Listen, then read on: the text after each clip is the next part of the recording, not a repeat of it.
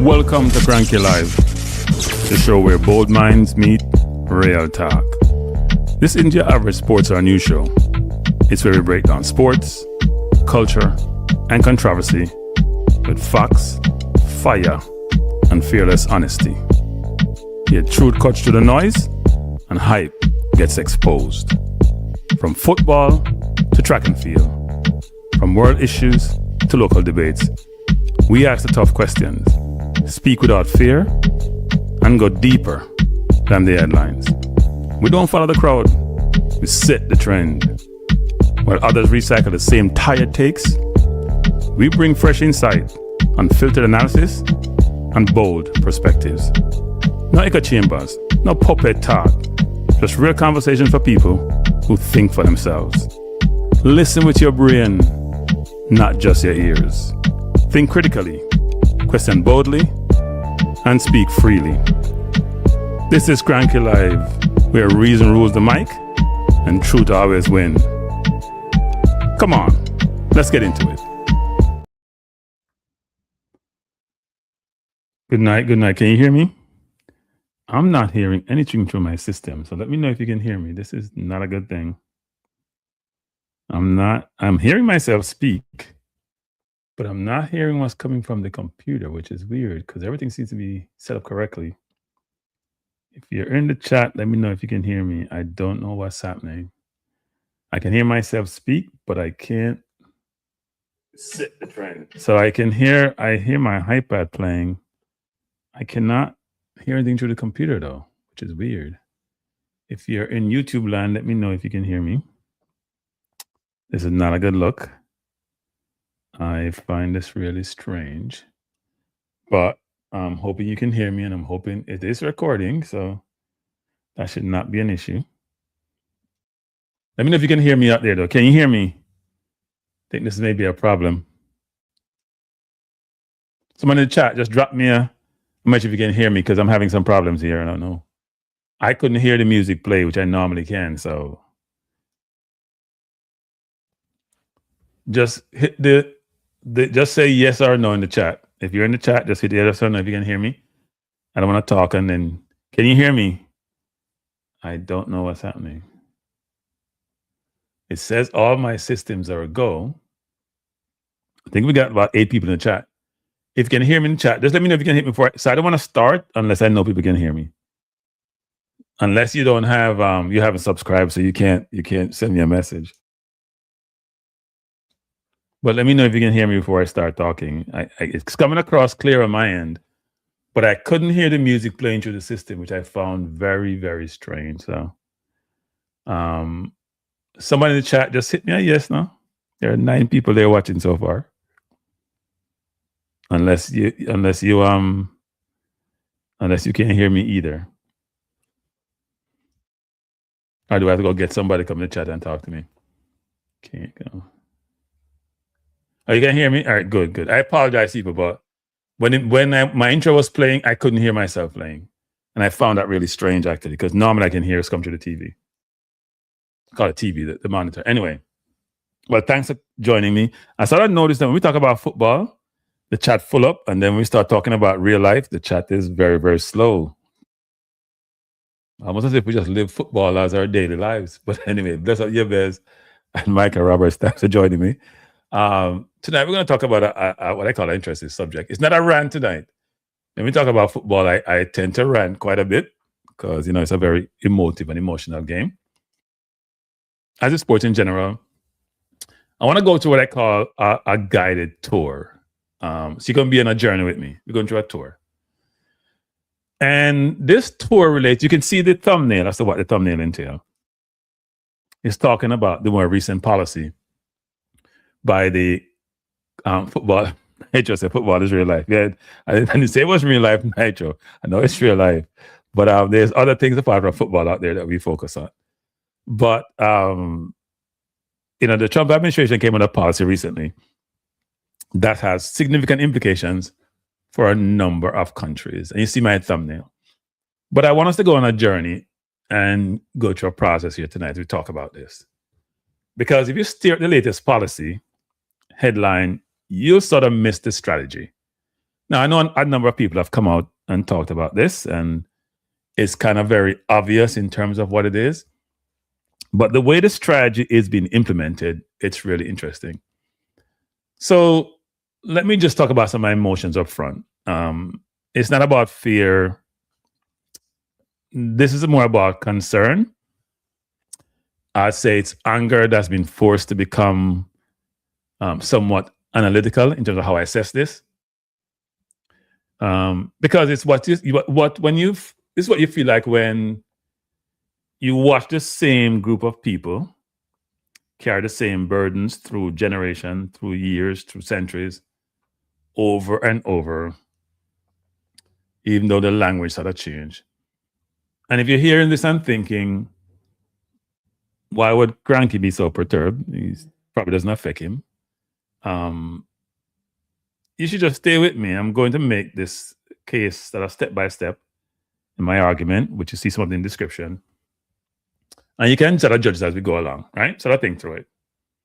Now, what am I talking about? It's the current headline or current situation where the US State Department says that effective January 21st this year, it is pausing immigrant visa issuance. And that visa issuance that leads to permanent residence for nationals of 75 countries. And we'll touch upon those countries later. And citing a review connected to what they call public charge concerns and immigrant self-sufficiency. Zebev says the next one drop is birthright. We'll touch upon that. Importantly, this is not primarily a tourist visa issue or a tourist visa story. It's about permanent residence. It's about coming to this country and building a life. It's about leaving your circumstances where you're challenged and trying to improve the situation for you and your family. So what is an immigrant visa? Most people in the chat probably know this, but not everybody who watches this program may focus on this. It leads to what we call permanent residency, or affectionately known as a green card. And it's sort of, you can get that through a number of ways, sort of family-based. So you file for your mom, your dad, your brother, your siblings. And also you can file for other individuals, right? All depends. You can get it through employment-based, even though that's been changed drastically even before this law came out. It could be a diversity lottery. You could get it, go through a different process. So there's different ways of obtaining permanent residence. You can actually buy a permanent residence.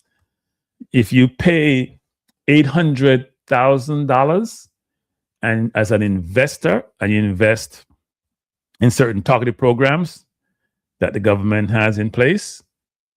So, example, in rural areas, or areas which are underpopulated, or if you spend $1 million, I think it's 50,000, and invest in non-targeted areas, you can get a green card for an investor. You're providing employment opportunities for people in the US.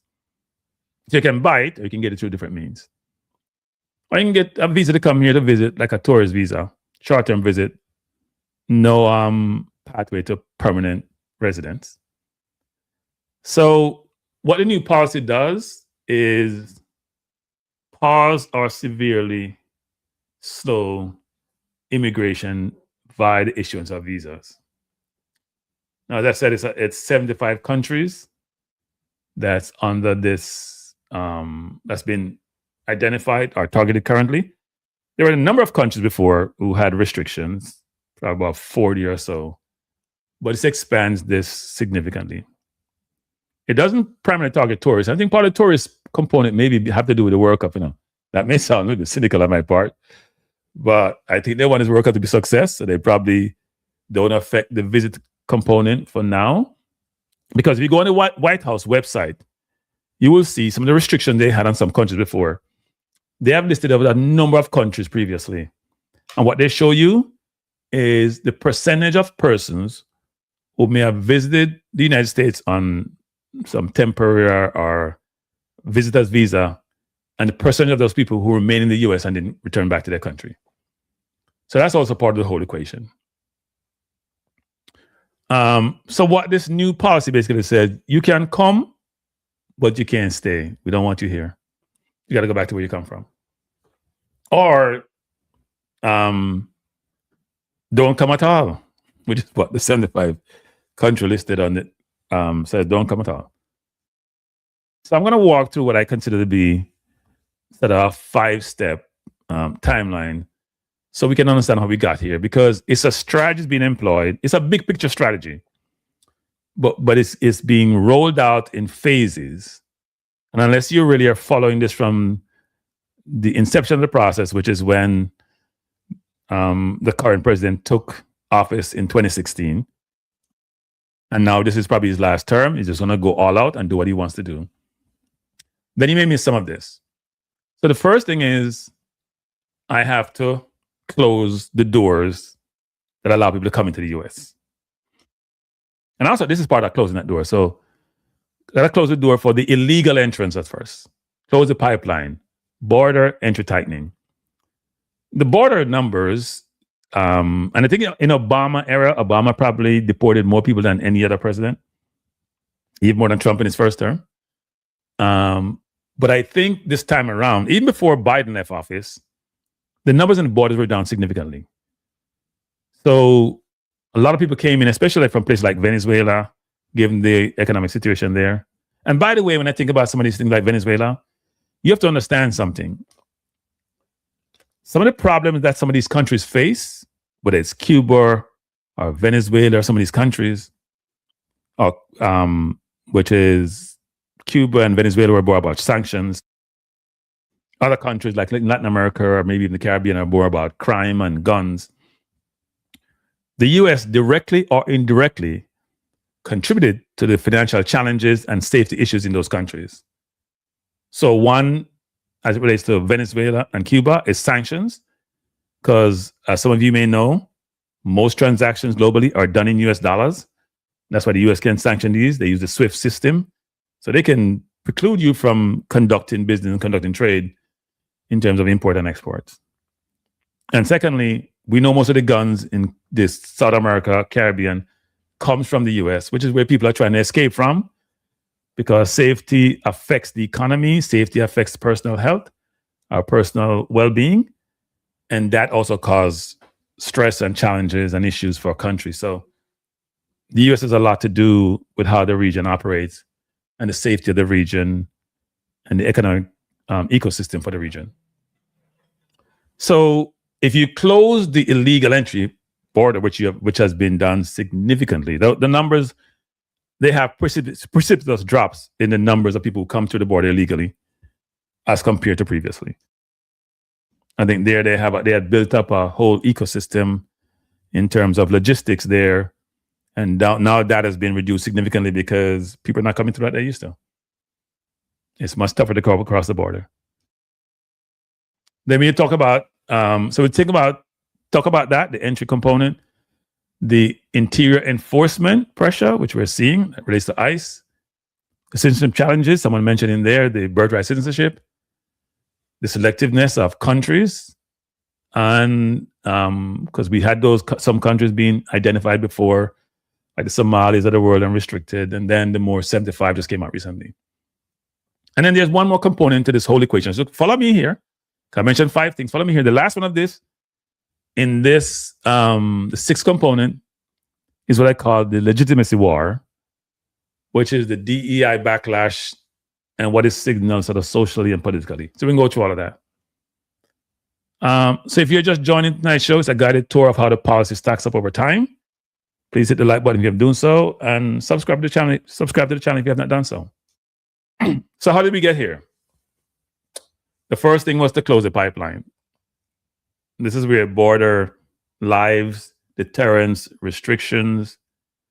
We are being invaded by criminals and rapists that Mexico sending over, or Venezuela sending these people, or in insane asylum with the drugs to rile up the country. That was done, and it wasn't very effective. Or you see Texas and other states bordering Mexico and some of these countries busing people to the blue states, because they're saying the blue states are part of the problem because they're overburdened where they're located. So now here's the point. If you shut down the entry point of people coming to the US, you still have people inside the country who may not be legal. So step one of closing the borders, that's how people come in, is never the culmination of the process.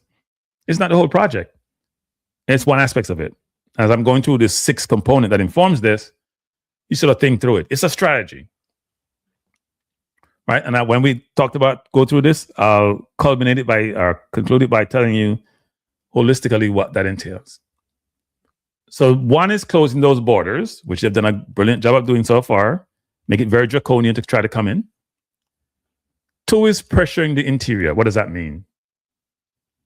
ICE, which has been given billions and billions of dollars with limited training of how to handle difficult situations that we saw in Minnesota.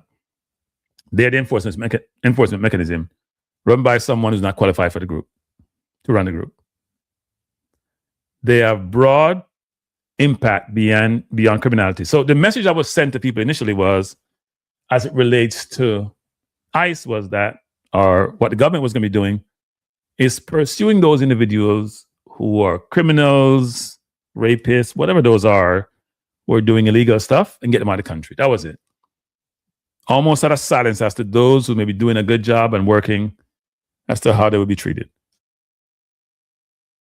But that's not how it's worked out. Because what people don't realize is that even though Trump is the head of all of this, Stephen Miller, who's in the background, or who's come out in certain public domain, is the architect of all of this. If you don't know who Stephen Miller is, go look him up. He's part of the White House staff. I did an article on my channel, ssnnlive.com, when we talked about the USDA, United States Department of Agriculture, and black farmers and what Steve Miller did there. And he's known as the epitome of a racist, what I call it. As racist as they get is Steve Miller. It's not even debatable. And he's the one pushing ICE to arrest 1,000 people a day. Has been doing that for a while. And he has a lot of influence, a lot of support from individuals who are Republicans who back some of these policies. So in terms of ICE, this is where sort of lifestyle changes, arrests, detention, removals, fear that spread throughout families and communities. And we've seen a lot of the ICE stories. We've seen the situation in Minnesota. I think someone just got shot the other day again. I think they have over 70,000 people now that's in ICE facilities being arrested. And they're deporting hundreds of thousands of people. And they have identified locations like the Home Depots, black and brown neighborhoods that they go and just pick people up, stopping people randomly, asking if they're citizens or trying to show them papers. And a lot of those individuals are not trained to perform in that role. So different sources may frame enforcement differently. But even mainstream policy groups know that immigration enforcement has become, is the administration agenda, with a lot of large-scale operations intending on just identifying individuals. People, I'm not taking any call until I finish. Sorry about that. I'll take the call when I'm done going through this. And when enforcement pressure rises, people avoid institutions. A lot of people don't even go to work now, right? They avoid systems. They avoid going out. They try to become invisible. It's very difficult when you live from paycheck to paycheck. And whether that's called law enforcement or social control, depends on who you are and what you have lived through. And I can't imagine what some of these people go through, right? Because I go to Home Depot, I go to Lowe's, and I see people out there looking for day work. And in a lot of instances, the reason why that's the case, because they don't have their papers to get the type of jobs that they would like to get. And those individuals are just trying to make a living for themselves and their family. A lot of them, they don't even spend half their paycheck. They're sending money back home to their families. Now, so that's two. So we're thinking about ICE, what ICE has done. And ICE is any and everywhere. Very dictatorial how they operate. And by the way, they are granted immunity from prosecution if they do anything wrong. So the person who named Ross, who shot the lady in Minnesota, he's not going to be prosecuted. It's amazing where we are as a country, actually. And historically, I'm going to digress on this a little bit. Historically, the U.S. has been a country who do these things, but do them in a more covert way, not overt. Good night, Tuffy Rudy. And good night, Owen. But now they're doing it much more overt. Because this president, he must have some Jamaican in him. He has to show how tough he is. I hate to say that, people, but he has to show that he's the man. He's big brother, beat his chest. So we talked about two things. One is the entry point, the border, closing that down. Second is now going out in the communities and identify those who are here illegal and arresting them, sometime without due process, locking them up and trying to deport them and send them to country where they don't even have any affiliation, any family, any engagement, and country decide to take it because the U.S. pressure them. So that's two. We're going through all these 6 items. Number 3 is around what I call a challenge to one's lineage. So if you read the Constitution, I read excerpts of it, Section 1 of the 14th Amendment states that all persons born or naturalized in the United States and subject to its jurisdiction are citizens of the USA and of the state that they reside in. So if you're born in New York State, then you're a citizen of the USA and New York State. Obviously, you can change your residence and go to another state. That's in the law. But it's also been a battleground in the US. It's not the first time it's been challenged. And courts have always blocked it to end efforts to repeal it or change it. And it's also going again to the Supreme Court because it's been brought up again. And all 3 branches of government have long interpreted the language to signal a broad grant of citizenship. And there was a Supreme Court case in the 1890s, where it was challenged.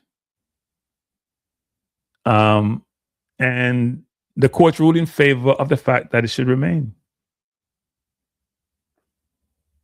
So there's only a few instances where someone born here, so if you're born to an ambassador, for example, of a country, you'll not be considered a U.S. citizen in this country, right?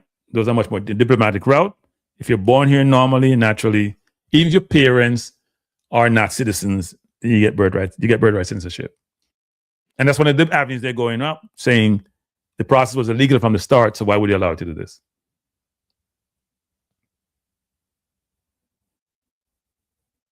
And Tuffy Rudy says, the reason it's been done openly now is because the leader of the country endorses something that was there all along, but not openly endorsed by the leader.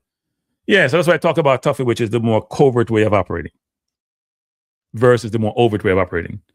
The US has always done bad things. They just do it on the cover versus doing it plain sight. Now it's been done in plain sight. So whether you agree with the policy or not, this is significant. You can redefine who gets citizenship by birth. You're not just changing immigration, right? It changes what it means to belong. So you're being told, if you want to change birthright citizenship, that you don't belong here, you belong someplace else. And that's very disturbing because let's think about it this way. Not only will it apply to individuals who may be born here of someone who is legal and their status, so where you want them to go to, the country that they weren't born in, but it could also be where, suppose you came into the country, you get your citizenship illegally, or permanent residence illegally, then that may apply to generations down the line. And that's really interesting. So ask yourself so far, for the 3 things we talked about, the entry point, ICE, and the citizenship issue, if you think about them, do they make sense individually or collectively? So remember, we're on this tour. No, we're not tour. We're going through 3 already. We're going through 6. We start with the front door entry. You come into the country. Then the interior pressure where ICE, enforcement, trying to figure out a way to get rid of all the people who are here who may not have permanent residence legally.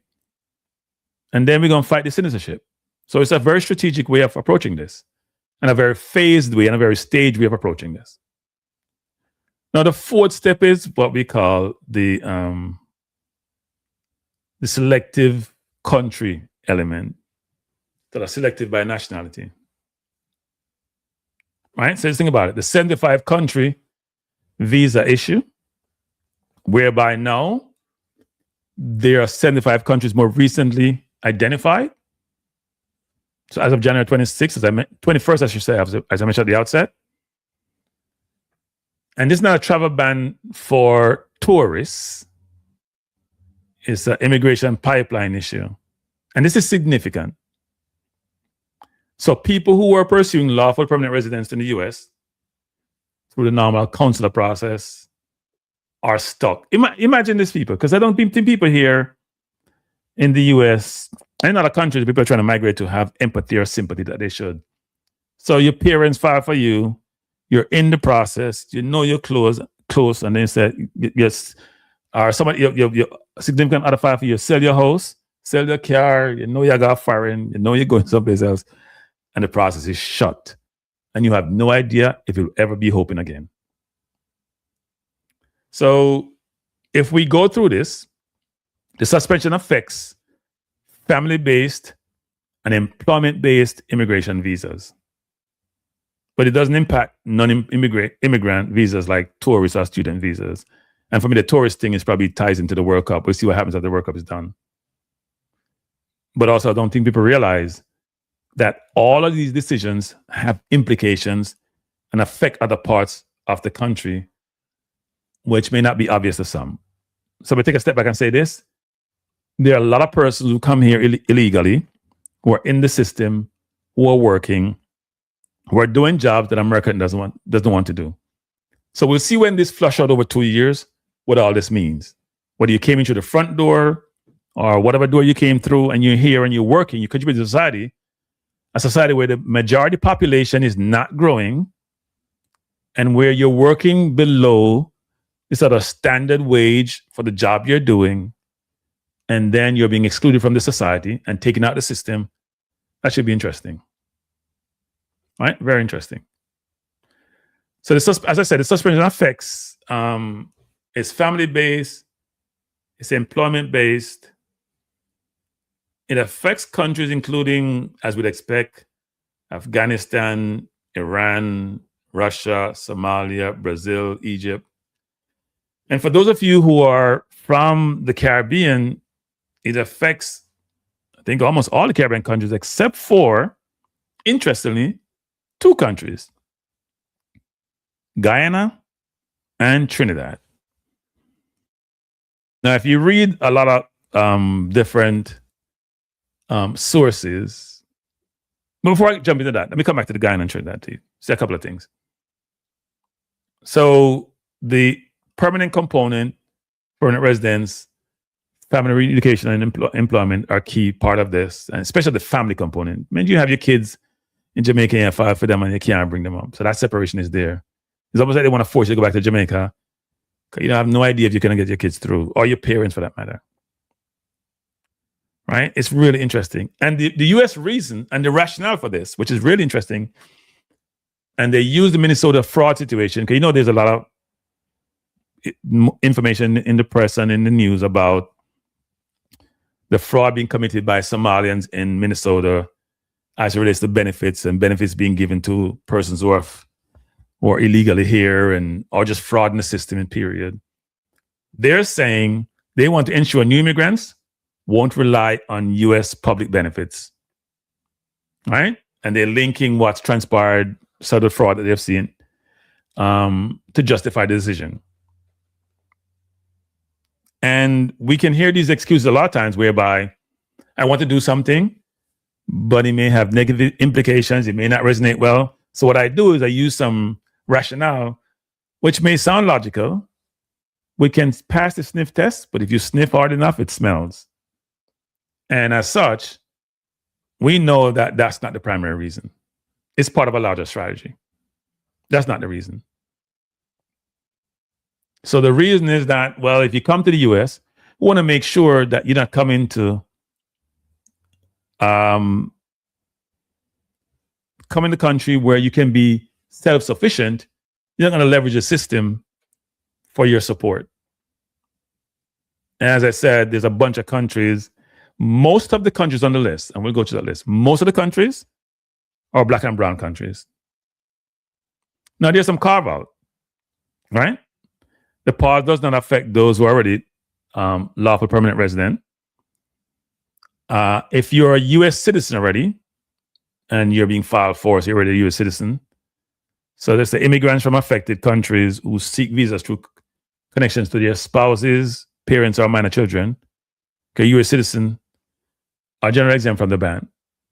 Now, I find that a little bit surprising. They didn't say U.S. born citizens, which is normally how they manage this. So they probably missed something there. They say U.S. citizens. So you could, what that sort of suggests, if you came here from another country, you were naturalized, become a citizen afterwards, and you file, then it should be okay. So if you were to expand that, it would say it's for naturalized persons who are not citizens, or it should be people who have green cards who are not citizens. There's filing who would not be able to bring forward their siblings. It's really an interesting thing, and I'm not sure if there's a miss on their part. But it is concerning actually that the 75 list, and I should pull that list up. I know I have that list someplace. The 75 list. So this is an article that I picked up that talks to this. I was trying to go on the White House site to see if they have a video on it, but they don't. But if you go through this, if you go here, I'll go at the bottom here. These are all the countries. Can you guys see that? And as I was saying before, two of the Caribbean countries which I expected on the list, but are not on the list, I'm not sure if I expected them, but they're not on the list, are Trinidad and Guyana, which is really interesting. Now, I can understand Guyana. I'm not sure I understand Trinidad. Now, the view of people is that, well, it's about oil, and therefore, that is why both of those countries are not here. It's true that those two countries have oil, but they're in different places. Trinidad's situation has changed materially. I think Trinidad is based on the fact that the Trinidad president has supported the U.S. president in some of the things that he's done in the situation in Venezuela and in the Caribbean, and blowing up people who supposedly said they are coming on drug boats. And she's been a staunch advocate, vocal advocate. I don't think it's necessarily oil for Trinidad because that industry is challenged. For Guyana, it's all about oil. And the reason why Guyana worked for the U.S. is I wrote an article, two articles about the Guyana situation. They're on my SSNN Live website. I did them a while ago. And if you go read it, it'll give you some insight into the Guyana situation as it relates to Guyana's deal with Exxon, how Exxon sort of raked them over the coal in terms of what they get out of it, the amount of cost that Exxon attributes to the cost to get the oil out the ground, how much money they make from this, and the pittance, frankly, the few billions that Guyana get for oil in which Exxon is making a ton and they're making little or nothing. So if Trump is a businessman, that sounds good to him. Let's exclude Guyana. Guyana's not on the list. It's really interesting. And will not be on the list, I don't think, given the amount of oil that they have and the fact that they have Exxon there, and nobody wants you to naturalize oil when a U.S. company has spent so much money in exploration and getting the oil out the ground and selling the oil on a global basis. And by the way, the U.S. more recently said that they're now able to sell Venezuelan oil for a much higher price than it was before, as if they did such a wonderful thing and is their negotiating power. They were the ones blocking them in the first place. The hypocrisy and contradiction shouldn't escape anyone, right? So we have talked about four things now. And I think that's really interesting in terms of the 75 countries, who they are. And I'll touch upon later on this discussion, which is, what are those countries going to do? Because the rationale that we're getting for this new policy, which is really something that's hitting people hard, is that immigrants must be financially self-sufficient and not become a public charge, right? Now I'm going to be fair. Every country has a right to vet applicants. Every country has a right to protect public resources and make sure it goes to its individuals who are permanently there are its citizens. But this isn't about whether the vetting exists. This is about whether the strategy that they've employed, that I've walked you through, marries with that suggestion. And frankly, it doesn't. Public charge, as they call it, already exists as a legal concept. And the level of enforcement changes by the different administration that runs the US government. It's not something brand new. It's not a new lever. It's always been there. And you hear people in Congress tell you that illegal immigrants are not allowed or precluded from getting these benefits. And fraud and benefit misuse are not racial traits. They occur across any population group. And the majority may want to send this misconception. The government want to say, well, fraud is being perpetrated in certain communities, and that's why it is. One of the persons mainly involved in the fraud in Minnesota is a Caucasian. It's not a Somalian. If the true driver of this was welfare risk, then the question that applies is, well, when you're doing your vetting, don't you vet the financial resources then of the parties involved who are trying to come into the country? What we're creating in the situation is we're preventing certain people of certain persuasion from becoming permanent resident in the US. Because this is about power and this is about politics. Now, I don't want to claim, I don't want to use the word that, you know what? This is a one situation whereby it's only one focus. But when all the evidence point to one thing, it's hard not to do that. It's hard.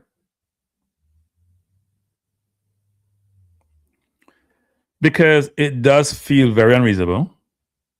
It does feel very draconian. It does feel as if a people, especially people who are Black, who have gone through so much trauma as a people, where they sometimes don't even like themselves, trauma is still being perpetrated upon them.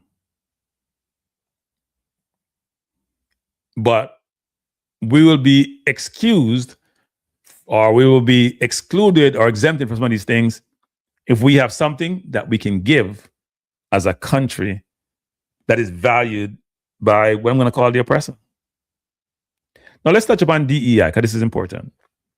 The initial process of all of this, whether it's the entry point, whether it's the internal enforcement, whether it's the number of countries where it's birthright citizenship, or the number of countries who are restricted from their personnel come to this country, the start of all of this was DEI. The first thing the administration did in their second term was to have the whole Dodge concept. So they reduced funding to a lot of different countries who need that funding for, some of them for the Survive our non-for-profit organization. They cut that funding. And then they cut the government a lot, because on a pro rata basis, there are more Black and brown people in the government than there are the majority. So they cut that significantly. This is all targeted. And then they went to the universities and pressured them to not have DEI type policies. And then they went to the corporation, did the same thing. So they've had a strategy that they've employed where they did it by staging to go after different segments of the society or different areas with one theme, one thing in mind. And the whole DEI construct, if you look at the administration and its composition, most of those people are not qualified for the role that they do. That's the epitome of DEI. Someone says, South Africa is not it because they took white refugees in. No, South Africa is none of this because Musk is a South African. This president is a very interesting president. You know, he operates. If he likes you, and Trinidad's not on it because Trinidad supports him too. I don't think Trinidad is about oil. But for South Africa, you know, they bring white South Africans here because they say they've been persecuted, a race that's persecuted Black people until Nelson Mandela became president way back when, who had an apartheid regime, who had 87% of the land in South Africa way back when and gave the blacks 13%, even though they were less than 15% of the population. It's amazing how that works. But our US didn't support South Africa or blacks then.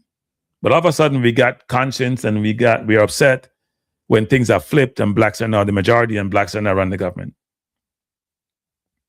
So the whole DEI that has been pushed in the media, and even some black people are saying, oh yeah, DEI is bad, and they have no idea what DEI means or how DEI works. When I was in corporate, DEI wasn't about hiring a bunch of black people or brown people. It was about making sure they're part of the process, making sure when you're going to interview for a job, there's a diverse slate of candidates and not just all Caucasians. And I heard the discussion in corporate, especially from some white men who were brave enough to talk about it, saying they're the ones being excluded. Now, these are people who have always been the persons who got all the best jobs, were always included. And now the slate has broadened and others have an opportunity to pursue certain roles. It wasn't well received. And frankly, for DEI, Caucasian women benefited than anybody else from DEI. This wasn't a black or brown issue. It was a societal issue. Now, what's also interesting about this whole process, which people are missing, Western Europe, which is very obvious, most of Western Europe, all of Western Europe is not here. There's a few countries like Albania on the list. Western Europe is not here. And Western Europe have people come here and stay and say illegal. But here's what's also interesting. Look at the list.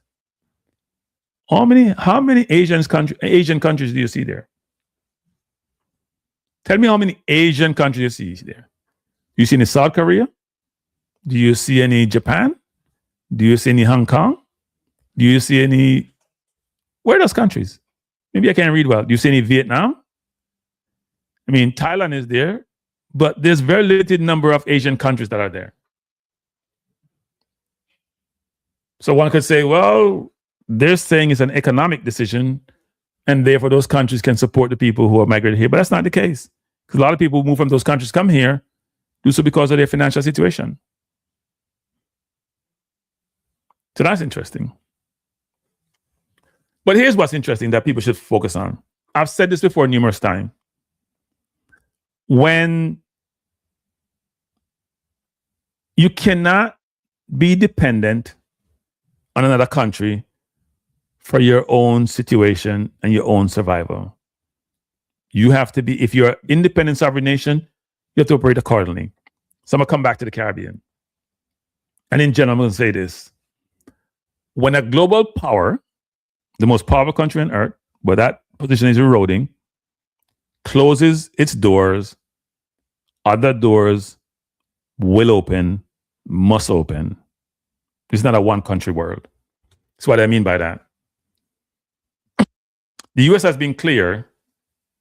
It doesn't want China to expand its influence in this part of the world, or in Africa, or in Latin America, any part of this part of the world hemisphere, or in Africa, for example. It's been clear about that. And yet its policies is now limiting mobility, opportunity, and the permanence for those people from those same regions to access the US. That contradiction is interesting. And the question is, how will those countries respond? Now, I've said this before. Jamaica, let's talk about Jamaica a little bit. Jamaica's biggest problem is it lacks valuable industries. If the US sneeze, Jamaica catch pneumonia.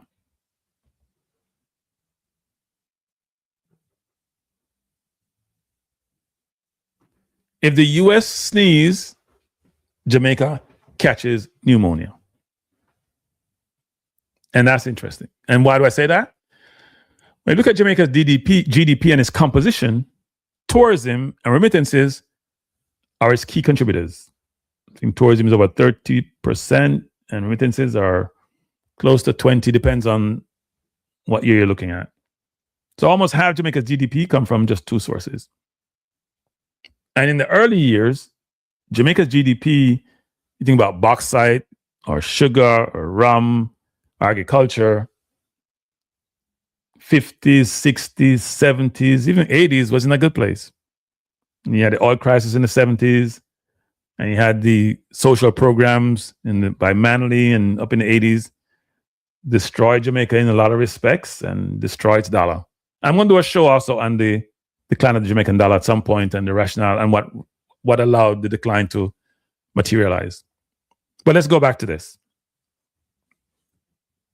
So if the US decide that, you know what, I don't want to deal with these countries and the people from these countries, then those countries have to respond. You cannot tell countries don't align with China while you're telling their citizens you're not welcome here on a permanent basis. And here's the difference between the US and China. And I'm not saying I'm advocating for China because all these countries have their challenges and their issues. China is not democracy. Been to China, nice place, big roads.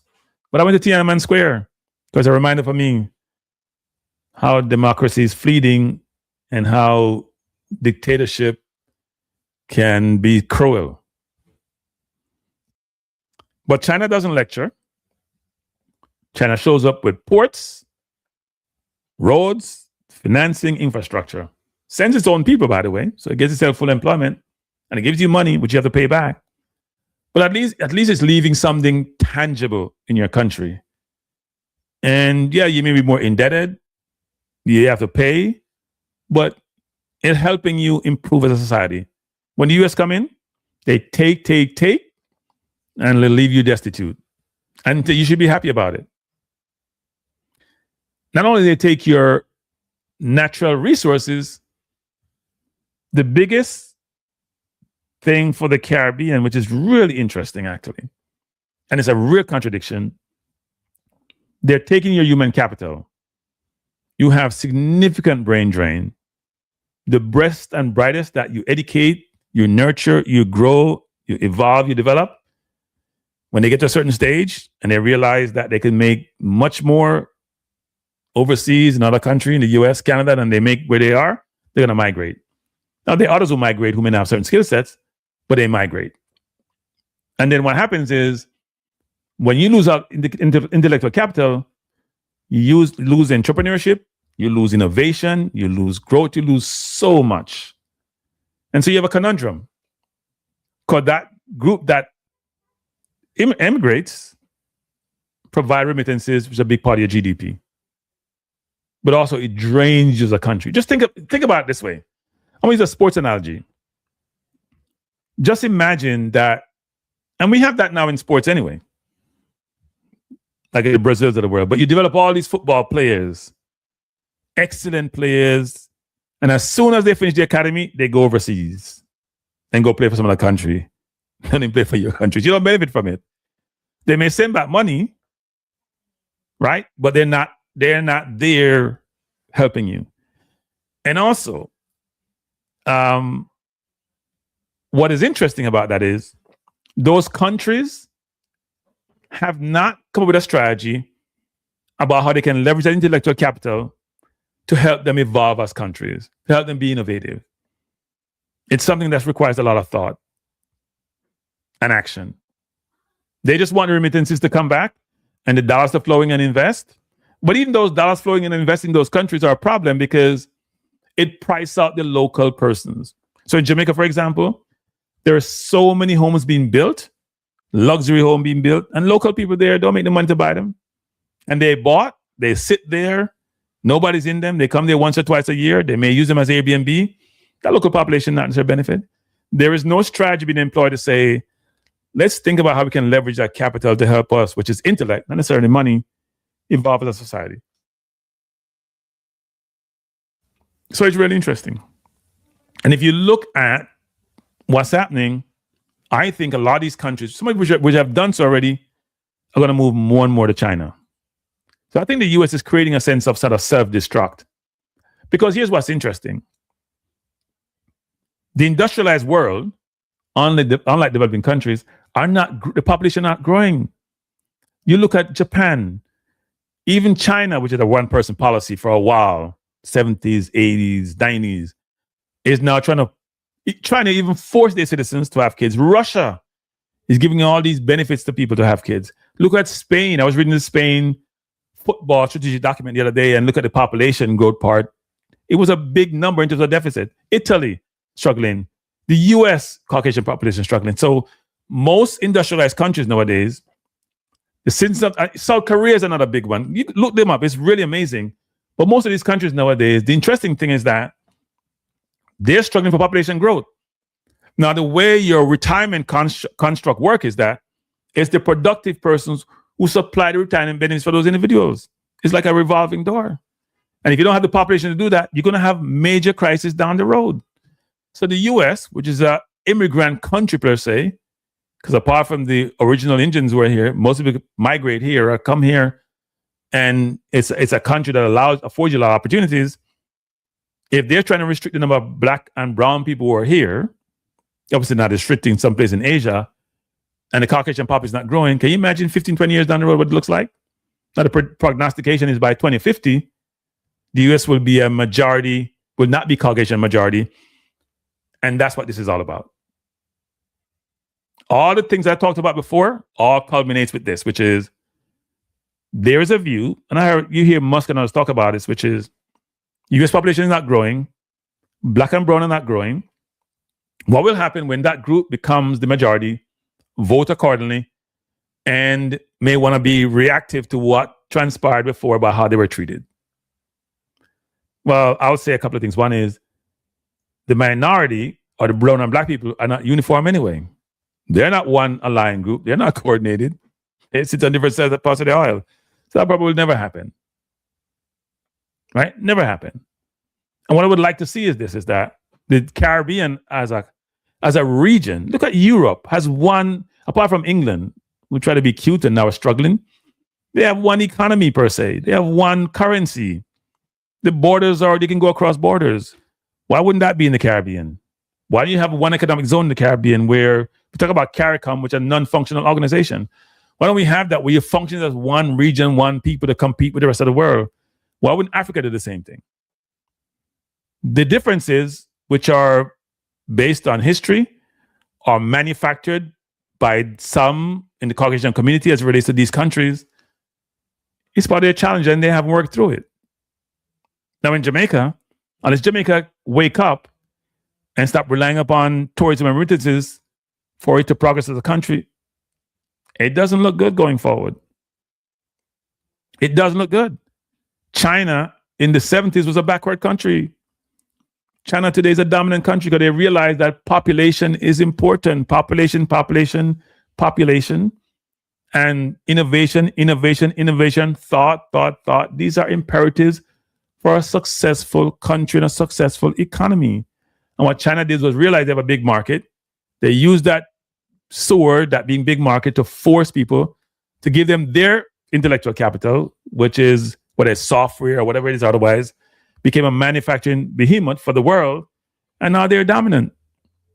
And what happens is might make right in this world. So the US is the biggest nation, the strongest nation, and they're using their might now explicitly, overtly. Everyone can see it and they don't care.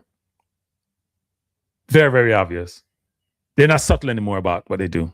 It's not the CIA doing just covert operation. They do it now still, but they're very transparent about what they're trying to do.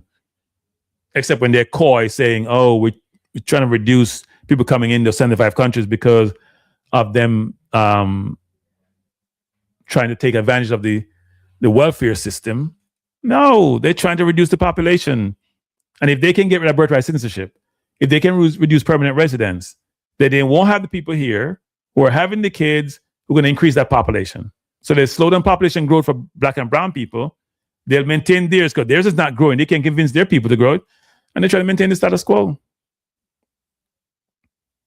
US wants influence without integration. Compliance without there's any belonging. And alignment without access, which is really interesting. But that's not how the world works anymore. It doesn't. The world has changed. You can't control this hemisphere of the US by exclusion. You can't. Good night. Good night. Good night. Hello. Yeah, well, go on. I'm doing well. How are you doing? Who am I speaking to? Jerk. You said jerk? Hello? Your phone. You hear me better now? I'm hearing a little bit better. Yeah, I'm hearing you better now. Go ahead. Yeah, man. Yeah, I was listening to your show, man, and you make a point where me decide someone have to call you, Frankie. All right. What's the point? Frankie, Yeah. you're saying that brown and black people now produce enough kids and No, that's not what I'm saying. No, you're reading the wrong way. It's the other way around. okay. It's the other way around. Okay. Caucasians not producing enough kids. That's their concern. Okay. No, it's not brown and black people. Brown and black people produce kids, especially brown people. Brown people produce kids. My apology then. You got me a year on this. No, man. No, it's the Caucasian. If you look at it, it's not only Caucasians, it's certain Asian population too. So Japan, South Korea, even China, Russia, Italy, Spain, UK, US, all those countries, they're not having kids. They're not having kids. You need to have about 2.1 kid to maintain your population, much less to increase your population. Anybody have more than 2 kids? Well, in America, I know. Yeah. You know what slowed down the growth in America? What? When they legalize the same-sex marriage and them thing there. And them thing they slow it down. No, man, come on, man. No. What are you talking about? No. Same-sex couples do have kids. They get kids. They get you surrogate to get kids. No, them get kids. They have surrogates, so people have the kids for them. Yeah. So somebody have kids to them. So why if them didn't have kids and the person who go have kids did have kids? How much kid that's? Yeah, but the person who have the kid is not their kid. They get a fee to have the kid and they move on. They have their own kids. Yeah, that cause too much problem I cause too much problem, man. No, but I don't think that's the reason, you know. If we think about it, which is in the Western world, people want to have lives. I'm gonna give you an example. It's very interesting. When I work in corporate, most of the Caucasian people I deal with, they would have about 2 kids, right? Some may have 3. The way they engage, and they have resources, right? So those kids will be playing baseball or playing soccer or playing those sports. But the way it worked was that they didn't have weekends. So they would play for traveling teams or local teams. One kid would play soccer, one play baseball. Every weekend, the mom goes one way, the dad goes one way. The mom and dad don't have lives. Now, so that's one element. For the ones who don't have resources, if I don't have resources, I don't want to have a kid and I can't give the kid all the privileges that I want to give them. So affordability or just time, whether it's work or I don't have time, even when I have time, when I can create time for myself, doesn't allow me to want to have kids. At least the number of kids that be required to grow the population. So the more resources you have, the more challenge it becomes. And the people who are very rich, they're not dealing with their kids. They are doing what they do and they have nanny take care of the kids. Yeah, but Frankie, you know, when me see people when me see pregnant mother, I wonder sometimes if me depend on pregnant mother what to rock with the You know, when me see woman pregnant, you see when you catch 21. So it starts slow down last year. It starts slow down. Yeah. Virgin, the woman them when I see them come and me I tell her say, some big woman they come like them to find a man and say, breathe me. Virgin, a millions of kids born between 2021, you know. You mean because of COVID? Because people are locked up? No, and COVID. What was it? And COVID. The immigrant them come across the border. Yeah. Oh, you mean trying to have citizens? Okay. Yeah. Because I tell us, me see one woman in my neighborhood, a woman they have one little baby. And believe me now, I exaggerate, have 5 the woman have now, you know. 5 in a bedroom. Yeah. Every year the woman have a picnic to write it. But how does someone support 5 kids unless you have quite a bit of resources? Because they might get the food stamp, they might get all of them something there. Yeah. So that's why they might have them. Okay. No, I will say in New York, I'm not gonna say it's lucrative, but the state is very generous in supporting individuals who have kids. Very generous. Very generous. So, Jim, the woman them have kids like me, no know me. I wonder if some of them are gonna stop. Them just has one half, one half, one half, one. And when you look, one in a belly, one in a pram. Sometimes they have a double pram, and then they have one on the back. Hold on. But but Carl, here's what's interesting. The people should know. In New York, for example, no one complains about the Jewish population. You know? With a bunch of kids, and some of them are on the system. Quite a bit of them are on the system. They have a bunch of kids. I had somebody I went to school with. He got 8 kids. I mean, he has a good job, but he has 8 kids. Yeah, but you see, them are finance the responsibility, but them one and a finance the responsibility. No, but some of those Jewish people, they live off the system. No. Some of the Jewish people live off the system. I know this for a fact. Some of them live off the system. I'm not going to dispute that. Yeah, no, they live off the system. Yeah. Me going to one neighborhood where they consider a rich, wealthy neighborhood. Baby goes in. And I went to one store, one of them organic stores to purchase some organic item. And I was so surprised when I saw a woman in front of me. And when she appeared, the woman have a food stamp card. Yeah. And if you see the vehicle that she drive outside. Yep. Some people know how to use the system. Yeah, man.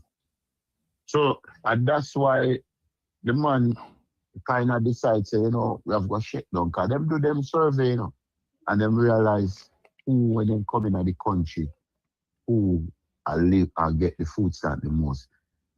47% of the Americans here. Like, we're not talking about immigrant from the country. We are talking about like Puerto Rico and all them things. Puerto Rico have the highest, 47%, Of what? Of individuals who are living in the US?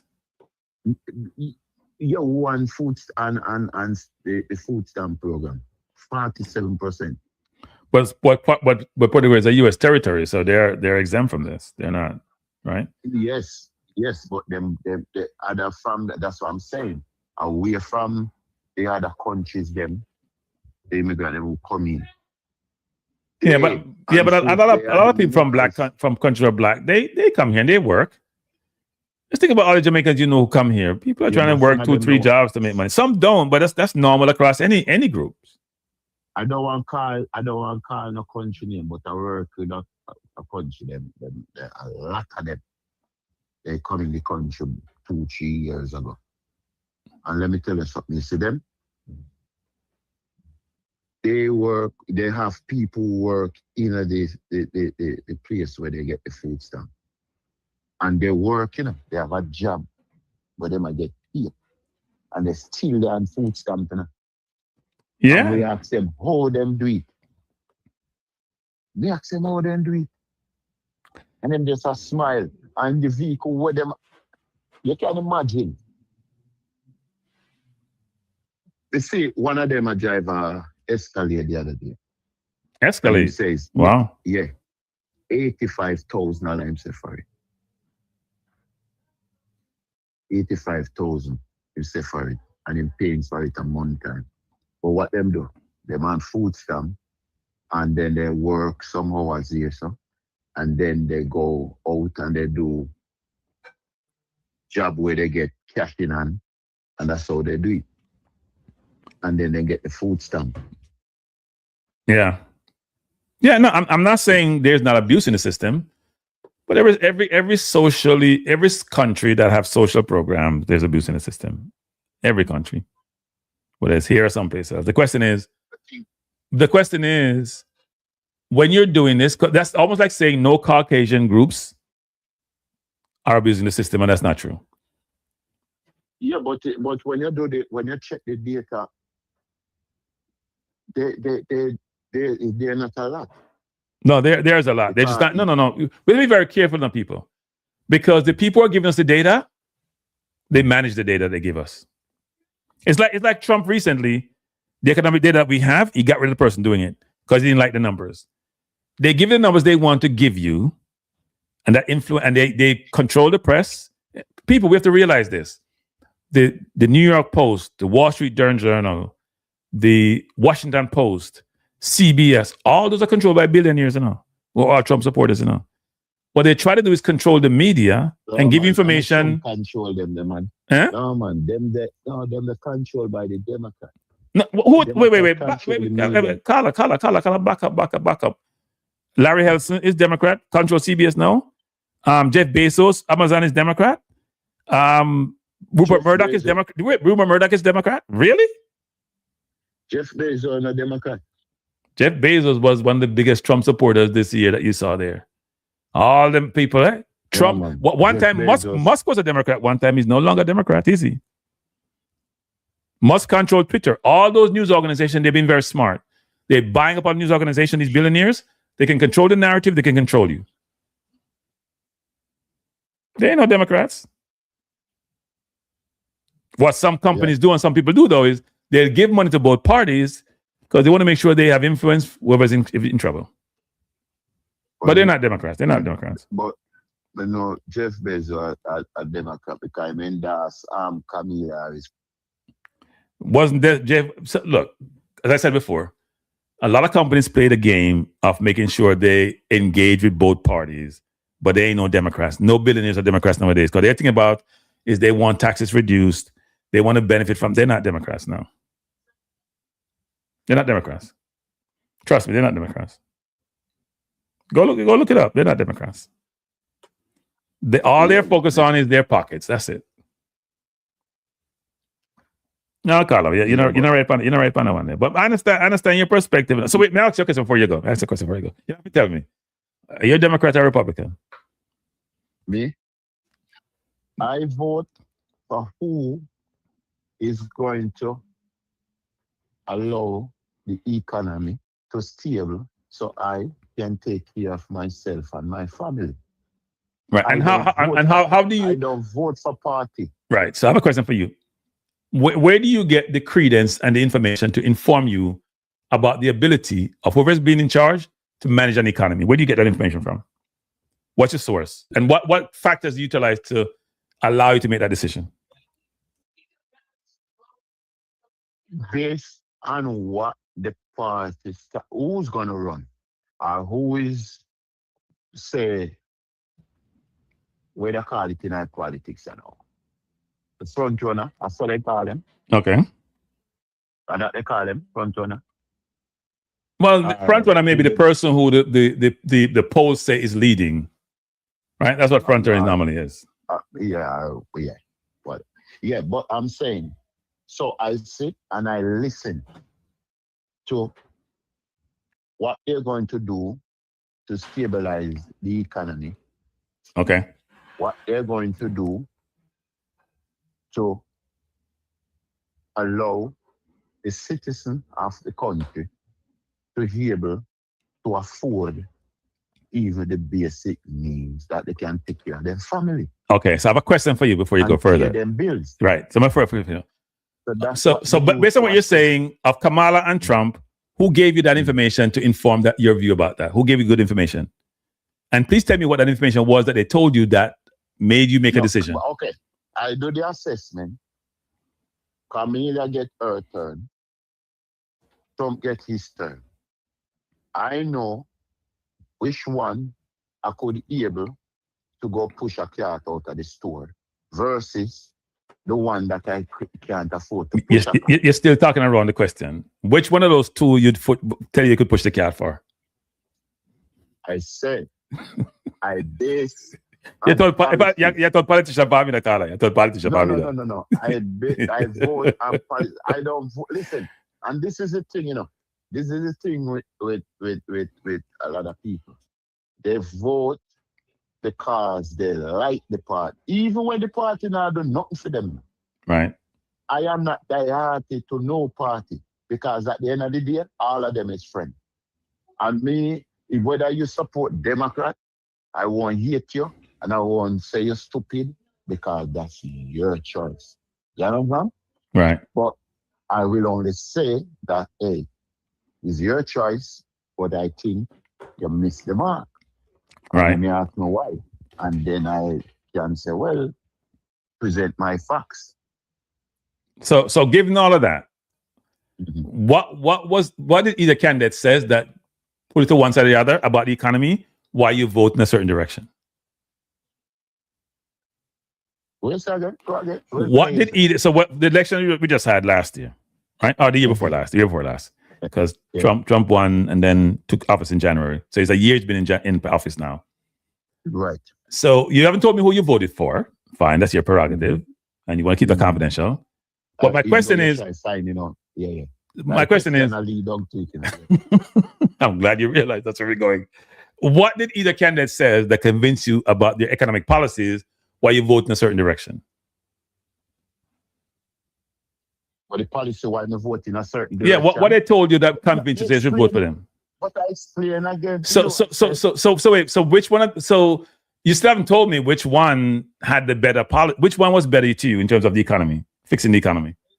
The answer you already. I said I don't vote along party. I vote for the one who is going to make the economy a little better. Right. You mean 100%. But if the one year over here, so can let me save back a $10 in my pocket, right, versus the one over here, so now let me save nothing. I prefer go for you one where I make me save $10. Right. But what you haven't told me are the factors, are the policies that we're going to put in place. Yeah. You haven't told me that, because I'm still waiting for that. You want me going details so you can say, oh. No. I didn't in my mind, they tell me say that one year. No. You know why I say that? Because I don't think most people, and this is not to knock at you, because you may know what you're talking about, but I don't think most people understand the economy to understand when a politician says something, whether it makes sense or not. There are two things. One is politicians lie. They're the biggest liars on God's earth. Liars. Okay. Wait. Let me finish two things. One, they lie. And two, the general person in the economy, to be honest, don't understand when somebody explains to them what they're going to do to make it work, to know if it's really going to be working, given the factors that they talk about they're going to do something with to allow it to happen. They don't. Frankie, yes. Understand what you say, right? And like I said, I try not to gravitate to what people say when it comes to politics. Just like if a man come and said to me, hey, the governor said this. You know what I do? Like they will say, oh, the governor said this today. You know what I do? I go check for press conference.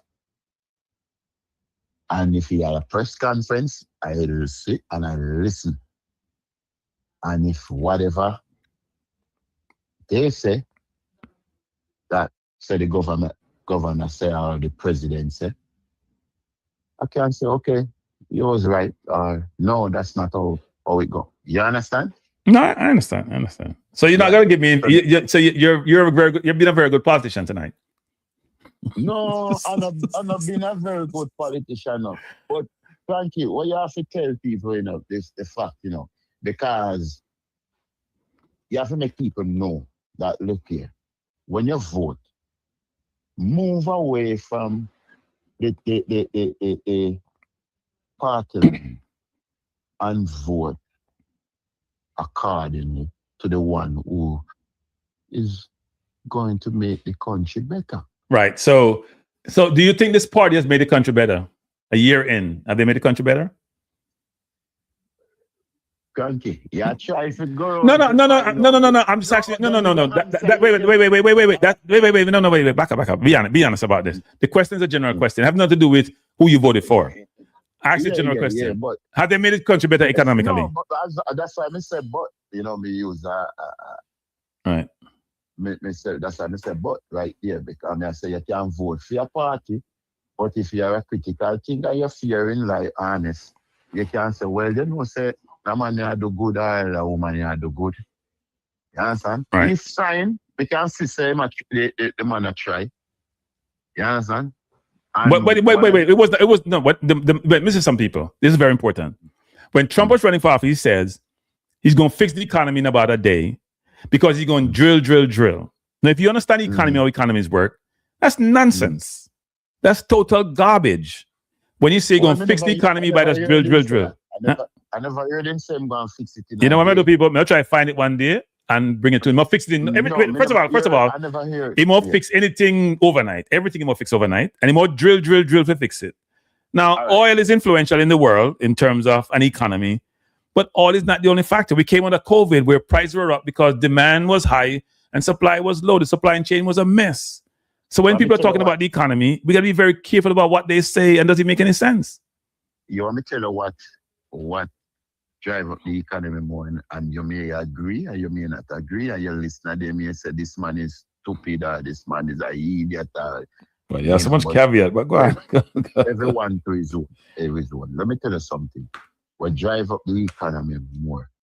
When the COVID and the country on a shutdown, and the country get a shock where millions of people come in. Right? Then when it open up now, people are 10 person that compete for one job. You understand? No, it was the opposite. When after COVID, no. After COVID, there were many more jobs available. No. People were locked up in their house, they weren't working. Yes, there were jobs, but at the end of the day, the business people, them rather the one them who come in and don't have no paper so they can pay them cheap labor. All them businessmen where you hear talk, down this, down that. May I tell you? Yeah, but a lot of people, but Carla, a lot of people. What I'm make a point here, and this is a fact. This is a fact. It's happening in the workplace. Is there evidence? A lot of persons who working at in an organization for a period of time, maybe 10, 15, 20 years. You know, so they try to get rid of them. And the one them will just come. They try to use those because they don't have to pay no health insurance. They don't have to give them no increase, that they can start them some way down the bottom. Yeah. Okay. So let me just say this, people. Let me say people. Let me just say this, caller. Let me say this, caller. In every society, everybody's looking to benefit from the society and sometimes not legal. What do I mean by that? The billionaires avoid paying taxes. The billionaires use offshore accounts. The billionaires use methods that the government create for them to avoid tax. Has Trump ever paid any tax? You know if Trump paid tax? Have we seen the tax return from 2015 saying we give sure tax return? It's 10 years in. Have we seen his tax return? You know why I'm can't show them? You know why I'm can't show him tax return them? Kind of pay on tax. All right, Cranky. Listen, all right. Him don't pay no tax, as what you say. I'm a billionaire. Okay. If you don't pay no tax, what will happen to you? You don't pay no tax in a 10 years. What do you think will happen to you? I will go to jail. All right. You think, say, Democrats are going to care if you vote for them or not? No. I would never vote for a party. Wait. Of course they care because they want my vote. Of course they care. They want my vote. No. What I'm saying, listen what I'm saying. If you don't pay tax for 10 years, right? You and IRS come after you. Yeah. You think them care if what party you vote for, them will come for you? No, they wouldn't. They would probably just because they're Democrats. The Republicans would, but Democrats wouldn't. Republicans would, but Democrats wouldn't. They wouldn't care. The Republicans will allow their people who commit crime to get away with that crime. That's been proven, by the way. That's not something over the sky. That's been proven. This is what I tell you, say, we have to move away from them thing there and call a spade a spade. Yeah, but because look on all the big fraud we are going in Minnesota. Yeah. Yeah. And look how long that are going for. But Carla, come on, Carla, man. Do better than that, man. Carla. Big fraud occur all over the place. Menendez, the Democrat senator from New Jersey, Menendez, got arrested, got convicted, went to jail. When they went after James in New York to say she had mortgage fraud, they had 3 people in Trump's administration who did the same thing that she did. Nobody now sued them. When the guy from that head of Homeland Security, second in Trump, come on, when he had a $50,000 bribe that he took right before he came on board, nobody pursue him. Them don't take the bribe. Them record him on camera. Nobody pursue him. Them say no, them now pursue him. What we talking about? The crimes are done on both sides. The Democrats will lock you up. Republicans will absolve them people. Those things are facts. They're not debatable. So when we're saying these things, I have to smile. Do both parties have a problem? Yes. Do both parties support my people? One a little bit more than the other. It's the lesser of two evil. I can't go with the evil that don't like my people, who don't like me, who want to get rid of me, who don't like what I look like, what I say, what I'm. I can't do that. I can't engage with them. Thank you. Listen to me. Listen to me. Let Yeah. me tell you something. Me not going to say no. This one I like me, that one I like, because they say at the end of the day, even me own, you own a color, not like you. But Carla, there's degrees of things. There's degrees, right? In life, it's always about degrees. How much is it? So you may have problems with your own people, but one hates you and one may dislike you. There are levels to this thing. I know who hates me, and I know who I may have some challenge with. Okay, so who is that say hate you? The people that were trying to prevent my people from coming to this country, they hate me. Hate. Real hate. Real hate. Their history show it. The president's father has been alleged to be part of the Ku Klux Klan. He was involved in the 70s in restricting ability of blacks to get discriminated against them in terms of housing. Was sued for that. These things are not. They're not something that's not out in the public domain. Let me tell us. And he's part of that whole equation. Yeah, go ahead. I tell any man, say, you see, all of them people there where you see come over this country here. Yeah. You say if it was Africa there, say our Africa country there where El Salvador, Panama, if you check them up, all of those countries join together, go right up, can walk from one, go straight across one border, go to the next one. Right up in Argentina. But all the black country, them, you have to take plane or boat. Looking at Caribbean, them, all of them, you have to take plane or boat to go. They can't drive, right? Okay. They can drive from all of them, go right up El Salvador, Honduras, Panama, and yes. Can just drive. Yeah. Right? Yeah. Right up go up in Europe. Okay. You think, say, if it was if it was some black country there, so you think, say, them let them in Casibada? You think them walk them in and let them in, so? Eh? No. Wait. Back up. No one is saying your border should be controlled and managed. No one is saying that. No one is saying that. About control and manage. We're not talking about that. I'm simply saying, if it was El Salvador was a black country and Honduras and Venezuela, all of them was predominant black. You think so them that open the border and let them in? All Mexico, them that put a border a long time. Long time. Okay. So people have to realize and understand, say, listen, a time for black people to open their eye and come together and realize, say, look here, and we alone have to stand up for ourselves. Because what them do? Them are use the same from long time, but then do the slave and trick when the slave them rebel, when then take away the book from them or whatever. And then them go educate one of them. Read and write, fix and can come quicker. When the white man preach them and tell them what them want, tell them, then them are rebel, they don't listen. So them use a black man. And at the same thing you see them are doing in politics nowadays. Them rise up a black man or a black woman and then get rich and then tell you what they want and tell you. And tell us that 1 year free and 1 year stand up free and 1 year this, and them been using that over the years. And what you say happen? Why don't black people all the while if they have somebody out here like say God they give them God they put them down here and say, yeah, you fi fight for black people. And I see no other race to do that. Ongo black man. Yeah, but I think we have to understand that's why DEI was important, because blacks are sometimes not afforded to be part of the process. Right? You don't get access, you're restricted. There are mechanisms and institutions in place to restrict you to be able to get access. People don't seem to realize that. It's a fact. It's not even them not educating themselves, they're not reading. Them sit down the time when them take some time and read. Yeah, them not reading. So them not get on the knowledge. Well, I wouldn't say 3/4 of blacks. I would say that goes across race, but we probably spend more time sometimes trying to be entertained versus to be educated and informed.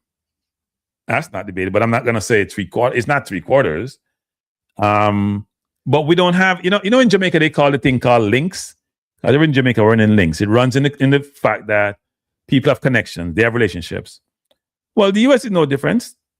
The US have some meritocracy components, but it also have the same kind of links relationship situation. It has that. Every country has that.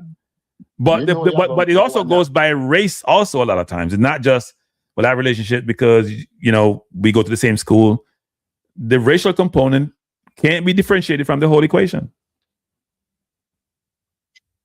So here's my point. Here's my last point that you call out, which is very important. Because you give me some information that made me kind of consider where you are, where you come out. I understand that we're talked about, this is talked about a lot, which is blacks spend a lot of time supporting the same party and can't show anything from it.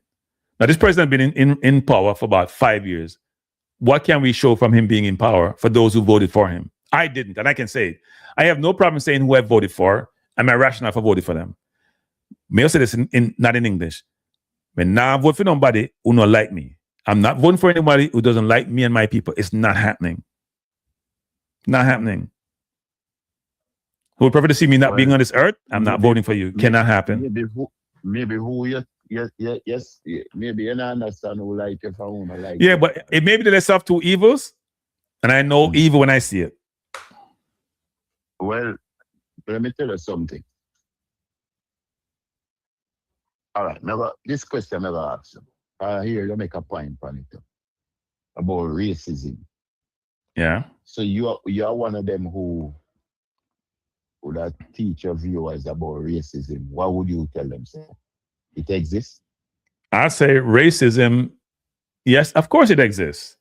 Racism is about, we could stop conflating racism with being prejudice.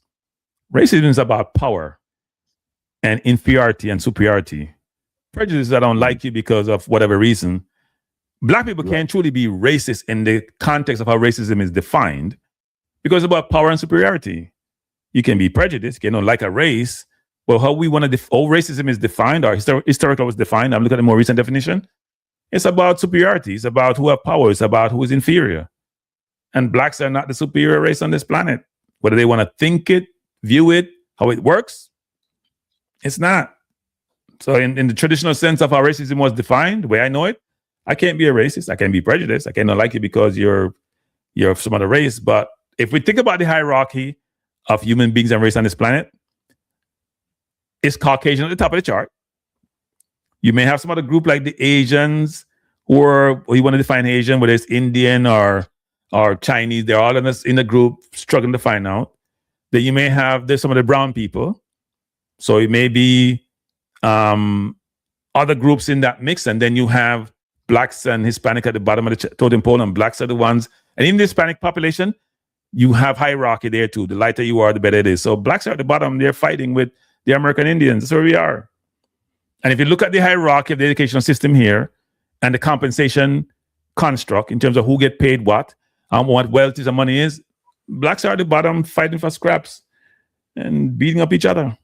We're not up in the upper echelon. And in fact, in this country, the highest average compensation is not white people, It's Indians. Indians have the highest compensation, and then some group in Filipinos.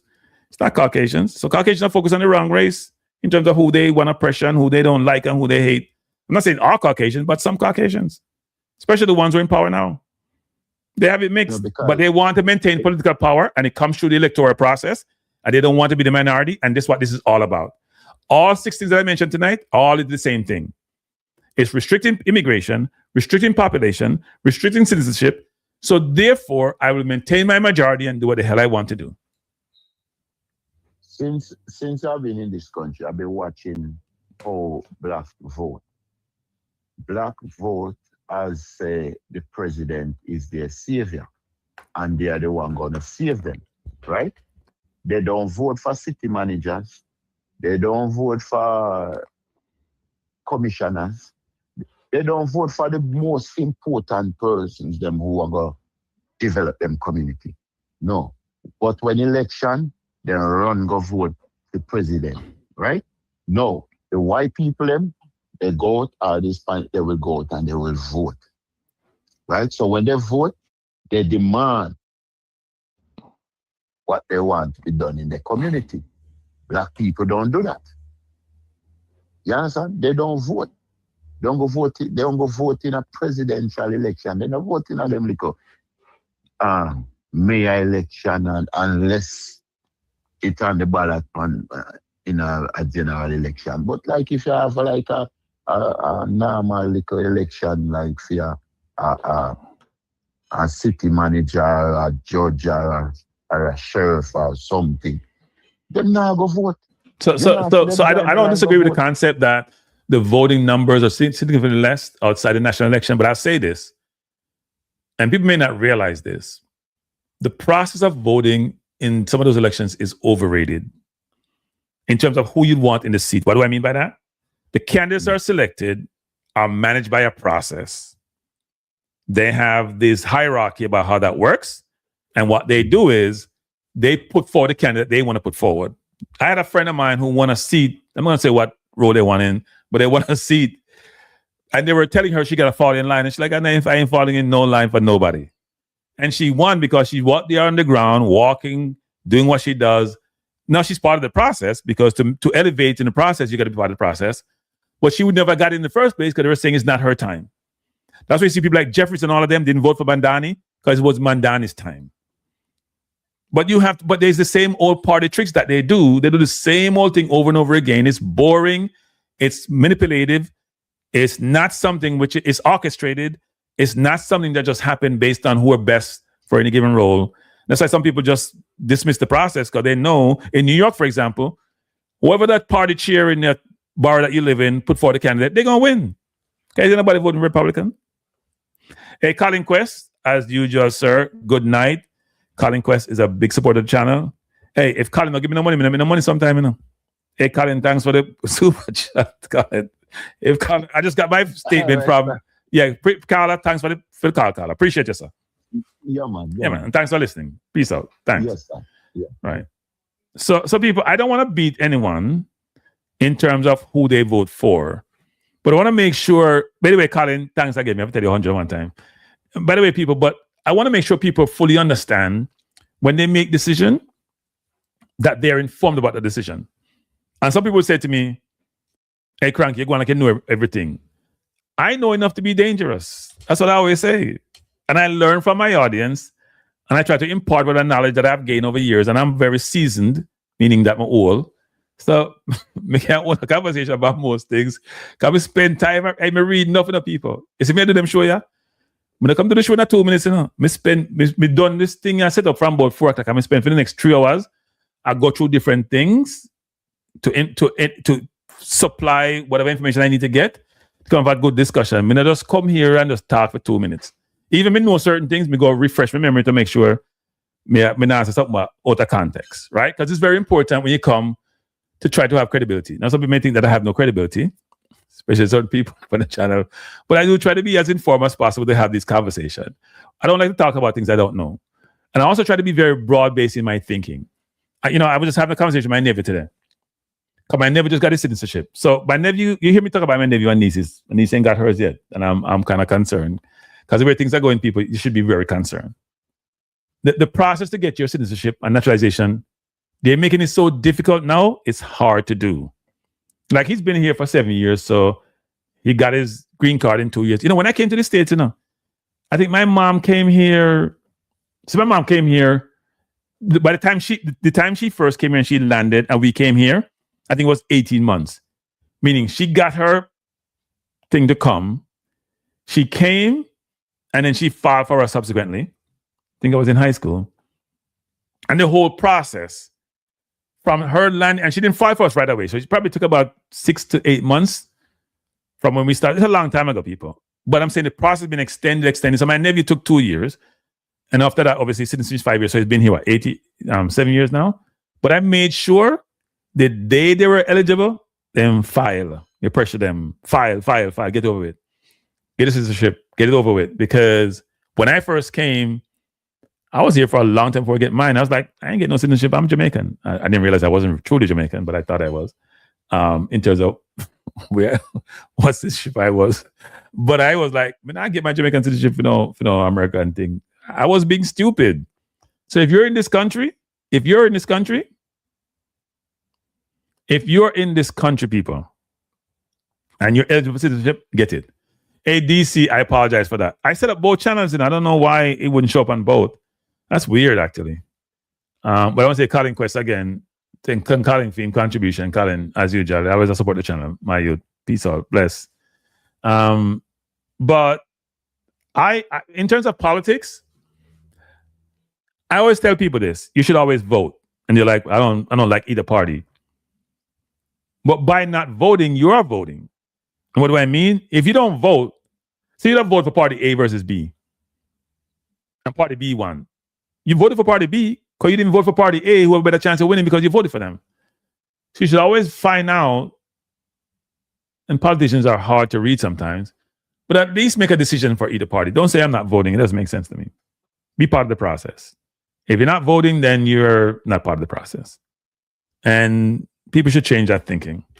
And, am I totally satisfied with the Democratic Party and how they operate? No, I think as the caller said rightly, as we go back to the conversation we have had, which is, my view is the whole 75 countries being restricted, even though we have some countries there that may have Caucasian majority, it was about race. To me, there's no ambiguity in that. And it's always been about race. Now, one could say it's about developing countries and countries who don't have a lot of resources. It's about race. It's about race. It's about race. It's about race. And the concern by the majority that they won't maintain their majority status. But I can tell you, it should be a wake-up call for a lot of the countries who are of my persuasion that they need to realize, China made a decision years ago to be self-sufficient by 2025. That means they don't have to rely upon nobody else in terms of how they can create an economy. They have a 1.4 billion people that they can be self-sufficient. They can create enough, they can have everything they want within their borders to allow them to operate and have an internal economy versus going external. They have achieved that, frankly. They have achieved that. Right? Now, we're a much smaller country as Jamaica, but we have a large Black population across the globe, in Africa, the Caribbean, etc. A lot of them have migrated in different countries.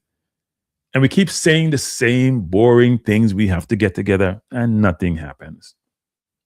I think individual country have to get their act together and then work as a collective. And Jamaica's problem is Jamaica is too reliant upon the U.S. Way too reliant on the U.S. As I said, when the U.S. sneezed, just barely sneezed, Jamaica's on its deathbed, has pneumonia, dying. When Jamaica had Hurricane Melissa, how much money did the U.S. give Jamaica? You see England and Jamaica about a couple million, after them rip Jamaica resources for years, and Jamaica a few $1 million. Did I give them back? No, until now. I'll give it back to them.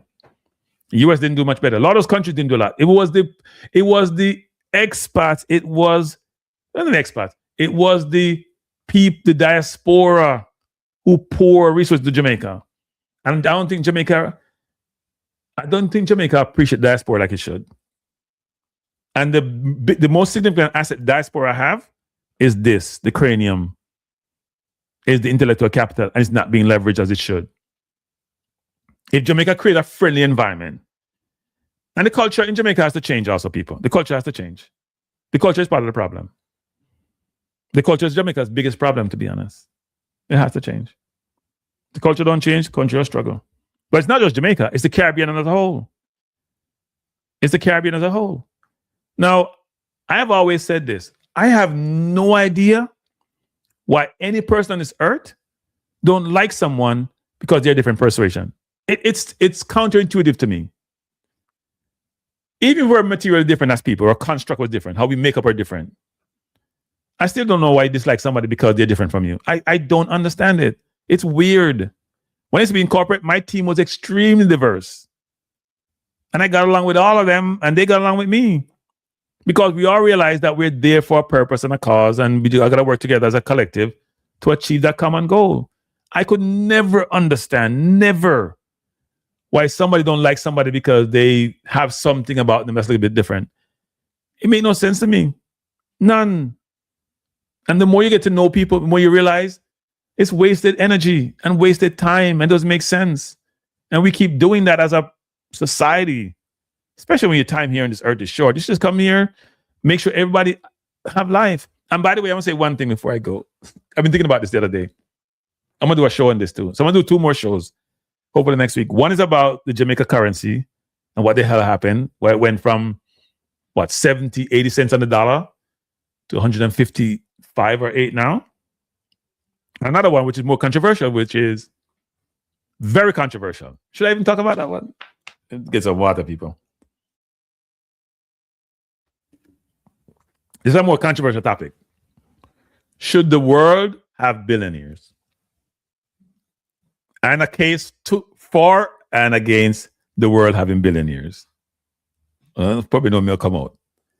That's an interest. I was thinking about that today for a long time, and thinking about Musk getting $50-something billion payout, and the judge blocking in Delaware, and back and forth that they had. The ungodly number that a board could grant a person. I don't care how good they are. I don't care how much they own.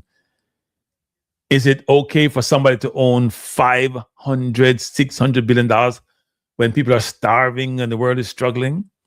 But also the corresponding side, which is, why should someone who is motivated, spending time working, why should have the resources taken away from them? In California, they have something on the ballot whereby they're saying billionaires should be taxed on the amount of money they have. I think over $1 billion. They want to tax them like 1% of that number, which means if you have assets and you don't sell the assets, so you have tons of houses and businesses, but you don't have no cash, you have to sell something of those to pay it, and they're threatening to flee California. And I thought that was interesting, actually. You're a billionaire now. You can't spend off the money. Cranky Jamaica needs a government system like Singapore. That's an interesting comment. I think Jamaica needs an economic system like Singapore. I'm not sure a government. Singapore is not a democracy. It's an autocracy. And I struggle with autocracies. But I also think democracy in its traditional sense is flawed and should be looked at like different countries. You know, the countries that have been more successful in recent years have been the non-democratic countries. Now, one could say, well, South Korea is successful and Japan was successful. I think Japan's success probably stagnated in the 90s. But look where China is. Look where Singapore is. Those countries are doing really well economically, and they're not democracies. Now, Singapore, I would call it more soft dictatorship versus China more draconian. But you know, there's some countries, democracies like Taiwan or South Korea that have done well. But some of the more autocratic countries where the government involved itself in having a more, for lack of a better term, socialist government, but a capitalist system, but not like the European system, which is democracy. It's more of they provide social programs, but they have a dictatorship, but they also have a capitalist system. They moved from communism, where it was a dictatorship, along with communal type construct with properties, like what Cuba has. I probably have, because Cuba doesn't really exist anymore. America has just destroyed Cuba. To where it is today, where they have changed the economic system, but still maintain that dictatorial way of operating. You say it went from 2-1 in the 70s to the present. No, it wasn't 2-1 in the 70s. I think I looked at the numbers from the 40s and 50s. I think it was 70 cents on the dollar. And it was up until the 80s. Then the 80s, it went to like a 4-for-1, 5-for-1. I was doing some research the other day. In the 90s, it changed. The turn of the century just got out of control. The way it started to change was 2 things in the 70s. I'm going to talk about it. I shouldn't talk about it now. But I'm going to mention it. 2 things in the 70s. One was managed economic policy, socialist policy, which had to be paid for. But more importantly, the oil crisis, where inflation was out of control, and Jamaica never truly recovered and wasn't helped by the corruption in the society, to be honest. Let me just come back to that question. If I missed your comment before, people, please forgive me. Tuffy said, I don't see anything wrong with billionaires in the world, especially if they work and make sacrifices while some people don't put out any efforts. But that's the challenge, Tuffy, which is not every billionaire make their money by sacrifices. Someone inherited. And to be a billionaire, you have to exploit people. What do I mean by that? If you're to make a profit, you have to underpay me to make a profit. That's the way I view it.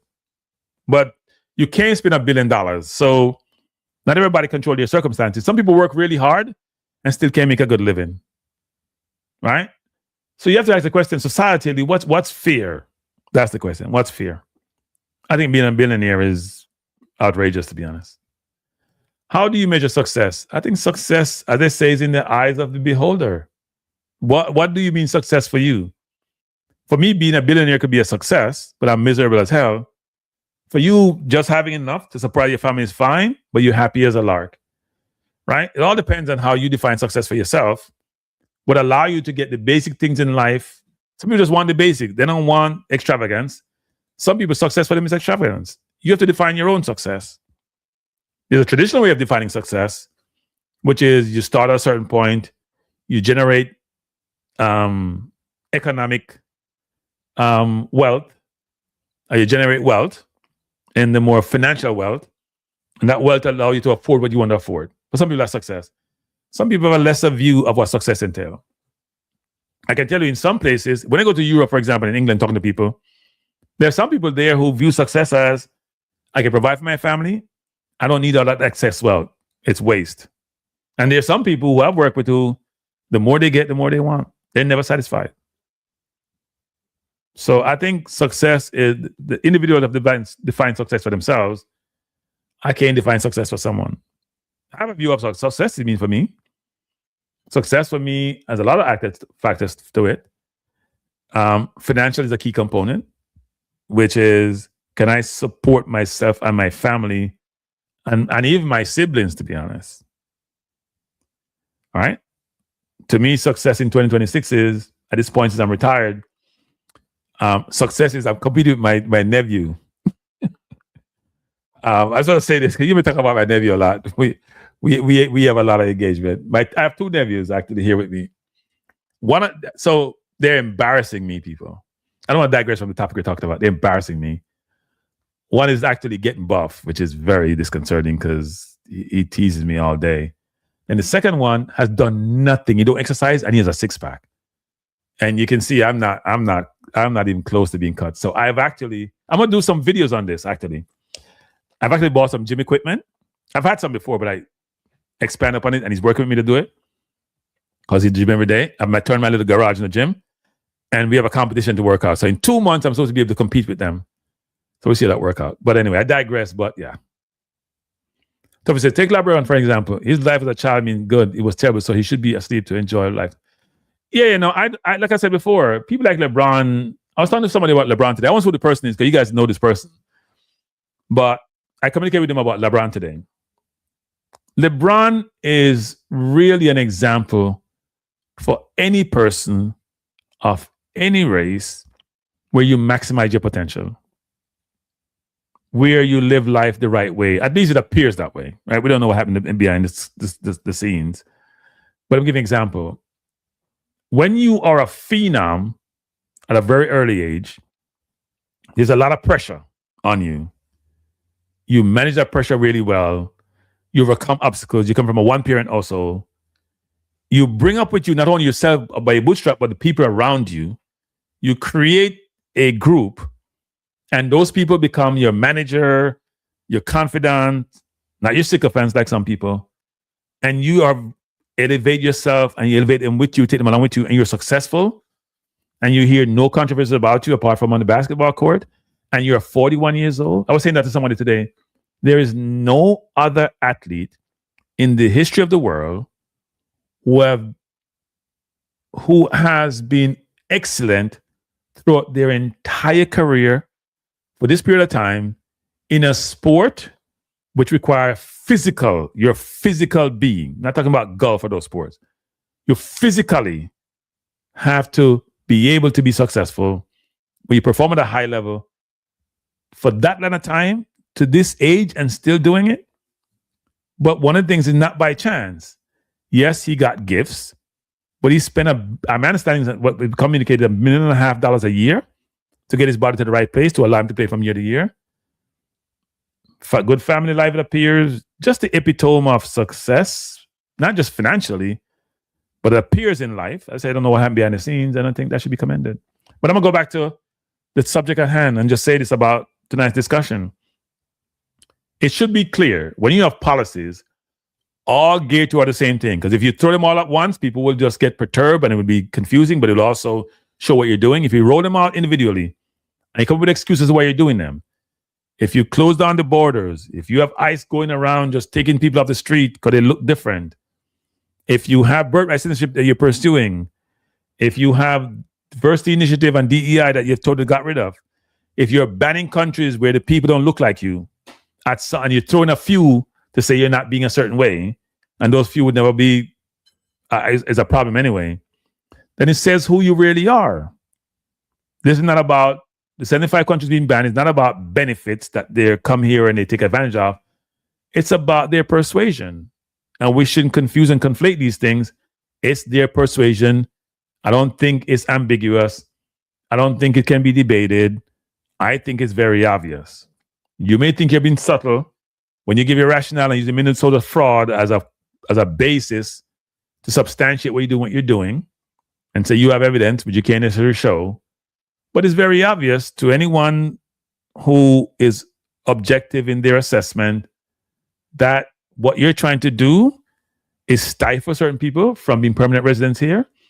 And I would hope that the leaders of those countries realize what's being done, realize they have to pivot, realize that they need to put together some long-term plans to enable themselves to be self-sustaining and to enable not to rely upon you and work around you. And as I've said before, when the US make these decisions, China doesn't have to do anything.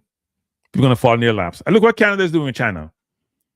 The US is next door. It's convenient to trade with the US. They have a much more relationship with China because China is not about morality. China is about business. They're not confusing business with anything else. And the US is using all sort of means and ways. They either beat you down, take what you have, as they've done with Venezuela, and they want to do it with Greenland, or they use more covert way of, having you go against each other to then allow them to get access to whatever your resources are not. When the US went to Iraq, it was about oil. When we went to Venezuela, it was about oil. When they're in Guyana, even though it's a more traditional way, it's about exploiting Guyana for their oil. And go read some of the things in Guyana, you'll see what I'm talking about. In Greenland, they say it's about protection. No, it's about a lot of natural resources there they want to exploit. So it's all about the country. And when the US go into countries, they ain't invest in those countries. How much investment the US has done in Jamaica as a country? Like what China has done. China just came on the scene and gave Jamaica roads, even though Jamaica have to pay for it. How many years? But at least they give Jamaica a way of communicating, of having more commercial activities and commuting and engaging, and have ports to bring goods and ship goods. US ain't doing none of that. They just want to take and don't give. Jabang says, you reference structure in your discussion regarding autocratic countries related to democratic countries, but there are some factors that can distort the conclusion. No, I think I'm always concerned about freedom. So in China, in Singapore, they have great economic success. That cannot be debatable. But it comes at a cost. So the question you ask yourself is, are you willing to subjugate yourself and have less freedom for more economic success? Or are you saying, hell no, I want my freedom and I'll figure it out afterwards? I'm going to give you a perfect example of where this is being played out, but not in the economic sense. El Salvador. El Salvador had one of the worst murder rate and crime rate in the world. They had a young new president who was the mayor of San Salvador. And he has just restricted freedom. The crime has gone down, but he locked up a bunch of people. Good night. Hello. Yes, hello. Am I speaking with Cranky? Yes, Cranky. Who am I speaking to? Hey, this is Clark.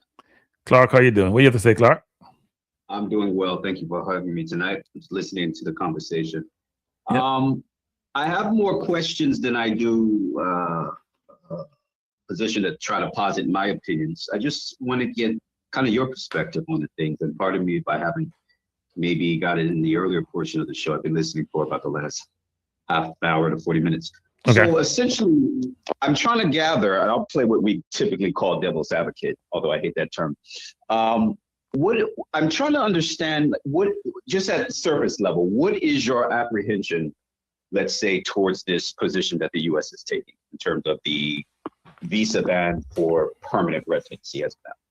Well, there are a number of them, right? So let's just think about at a high level why this ban materialized. The ban is part of a larger initiative to restrict brown and black people from being citizens of this country or permanent residents of this country, with the view that the white population is not increasing and therefore they won't be the majority by 2050. So we have to find a way to prevent that from happening.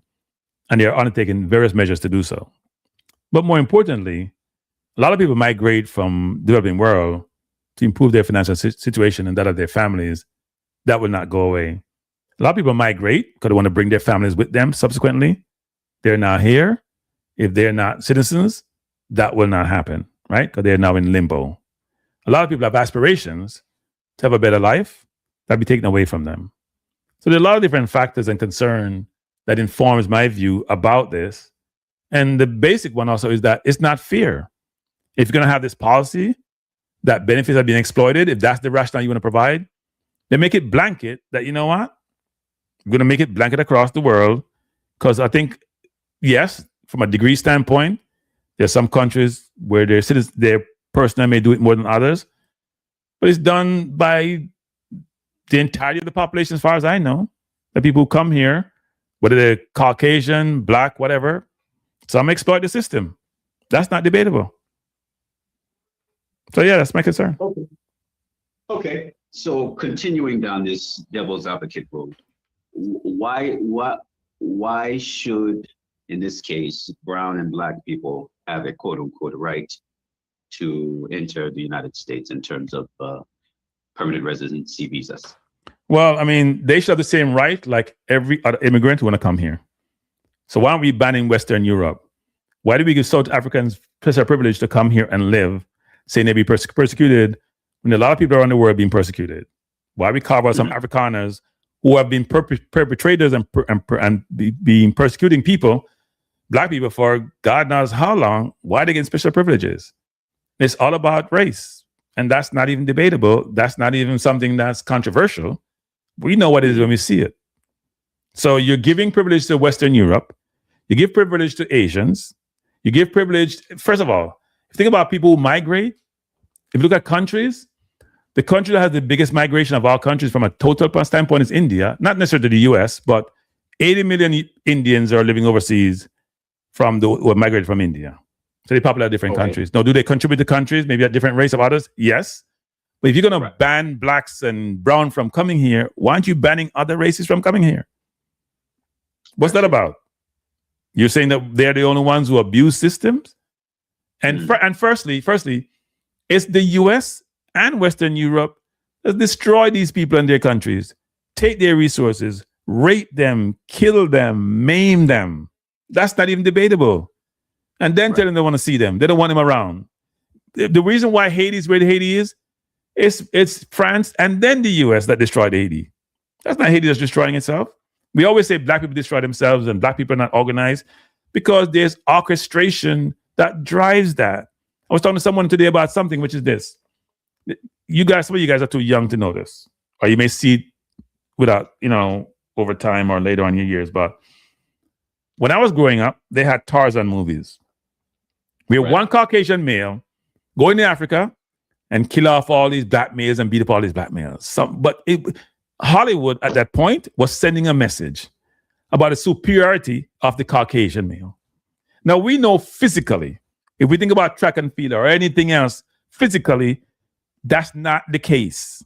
But yet, it was about intellect and how stupid we are as a people.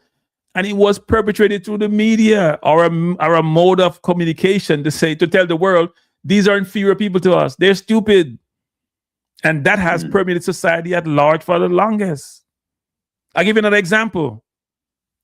Even with the American Indians, let's think about this. When I was growing up, they had cowboy movies, John Wayne, all these people, right? When you used to watch those movies, people, you want the cowboy to win because the cowboys were the victims. Can you imagine this? The perpetrator, the savage people, because they were savages who did these things. The Indians were deemed to be the savages and you hated them, you want them killed because they portrayed the Indian in a certain light. And the person who used their guns to kill them was deemed to be the victim. It's amazing how that works. And now what we have in today's society, because we're more civilized, the Washington Post, the New York Post, Fox News, now CBS, are being bought by billionaires who are controlling the narrative because they know. And then X owned by and by the way, these are all Caucasians, by the way. This is not being made up. X owned by Musk. They control the narrative, which you read, and they tell you what they want to tell you. And a lot of people believe that's facts. All they're getting is facts. And therefore, it influences behavior and decision making. It's amazing how that works. Indeed. Indeed. Yeah, it's amazing. I agree. A few more points. I don't want to hold you long, but no problem. I will say this has definitely piqued my interest in terms of the history of migration, specifically Black and brown people into the U.S. Cranky, you're older than I am. I don't know. It seems like post 1960s into the 70s, 80s, 90s is when and correct me if I'm wrong, or give me insight if you can, is that when the floodgates really opened in terms of the West promoting the migration of Black and brown people? I guess in the case of the United States, we know about Windrush in England, right? That was the 60s, Windrush? Yeah, so Windrush was sort of late 60s, early 70s, but started after World War II. All that was Europe needed to be rebuilt after World War II, so they had people from around the world migrate there, especially a lot of Jamaicans, because people don't realize this.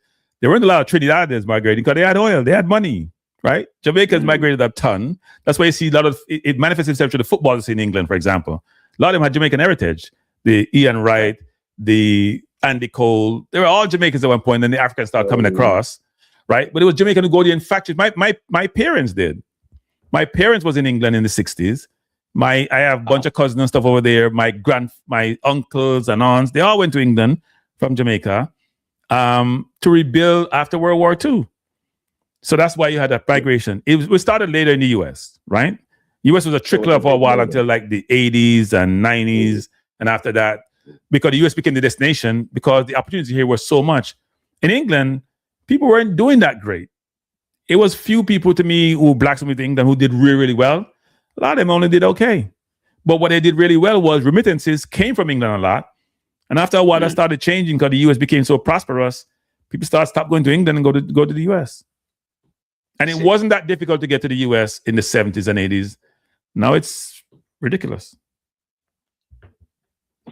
The idea I'm also playing with is this whole notion of national sovereignty in terms of, right, we say a country should or could has the right to make whatever decisions is in the best interest of that country. Now we know what the US, or at least I share your opinion as the why the United States is now pulling this particular migration tactic. Now they are saying, yes, we'll continue to permit student visas, we'll continue to permit tourist visas. But as far as the permanent migrant, that's being put on a pause, and the narrative we're being given is because these 75 countries, people from these countries have a propensity to be on public assistance at the highest rate, however true or untrue that may be or not.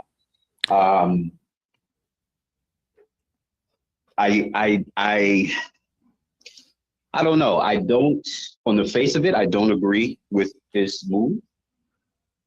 But objectively speaking, like, let's say this wasn't the United States. Objectively speaking, if that's the narrative being given, I struggle to see where a national population would have pushback outside of those individuals maybe being a part of critical industries, whether it be agriculture, right? But here's the problem though. When you're applying something, apply it uniformly and apply it fairly. But when you're going to give me some excuse to justify your decisions, I have a problem with that. I have no problem with someone saying, you know what, nobody can come to my country. But make it everyone, not selective. If you say you don't want me to come to your country because I'm a terrorist and I want to kill you, that's a different story. If you're going to give me Frankie, would you receive this better if the Trump administration just came out and said, look, we need to put a pause to migration because we need to reshore our idea of American imagery, population, demographic, makeup, aka more white folks. That's why we're doing this. Would you receive that better? Probably not, to be honest, to be fair. No, to be fair, because I would think, but here's the thing though. I've said this before, which is I do understand. Here's what I do understand, right? And I've said this to other people. And you asked a very good question. It's a fair question to ask. I flipped this. I said to people, look, I understand why Caucasians are doing this. I do understand. Don't get me wrong. I understand. Yes, So yes. here's the rationale, people, because I've said this to people and they don't really get it. But I want when you apply something, do it fairly, right? Because you and I are black, we don't think a Nigerian and Jamaican is the same thing related to Jamaica. Same way I don't see an English person, Caucasian, and an American person the same thing, but it seems to be going that way, right? You bring in South Africans because they've been persecuted. You're not bringing people from Sudan who have been persecuted. You're not bringing people from other countries being persecuted. So what's that about? Secondly, I understand the concept of you saying, look, let's flip it as you're saying, which is a fair question. People got to think about this too, because I try to be fair. If Jamaica is said to be 70-something% black now, but it's a misnomer because they're not counting mixed people in that number. And in today's world, rightly or wrongly, if you're if you have any semblance of another race in your blood, you're Caucasian, you're not Caucasian. It could be 99% Caucasian, not Caucasian, which is like weird. But society accepts it, which is wrong. But let's say Jamaica is 80% black, and then it becomes 70% black, it becomes 60. I'm sure Jamaicans would be concerned and say that needs to stop. Correct. Right? Correct. That is not debatable. So I understand that concept, but the methodology that you employ to justify this and giving your history is a problem. You took these people from another continent. They work free for you for all these years. You treat them like crap, right? Just the black Americans, right? And you don't give them nothing, no reparations, no nothing to help them to elevate themselves. So you're being unfair. Then you bring these other people in from other countries. You destroy the Jamaicans of the world by taking all this intellectual capital that they nurture and support. Because the people who come here now, it's not just about people who come here because it's a family tie, They bring a lot, they take all the best teachers from Jamaica and the best engineers and the best doctors, right? So you rate these countries of their resources, the intellectual capital, and they say, I don't want the other people that's coming in. You go away. That can't be right. That cannot be right. And wait, by the way, you're not supporting those countries either. You just take their capital, the human capital, you're not helping them, you're not supporting them. Treat them like crap. That's gotta be right. So you can't be a hypocrite when you're doing this. I'm not, as I said, I understand why they're doing some of this, but you're being a hypocrite the way you operate. The way you execute is very hypocrite. I know people who have come here because they have certain skill set. And it wasn't difficult for them to come here. And they brought their whole family here. But let's say you don't have certain skill set and you work at farm work, which Americans don't want to do. They may bring you here for that, but they want to send you back home after you're done because they don't want you. So it's just an unfair process. And we know what the Western world has been doing this, right?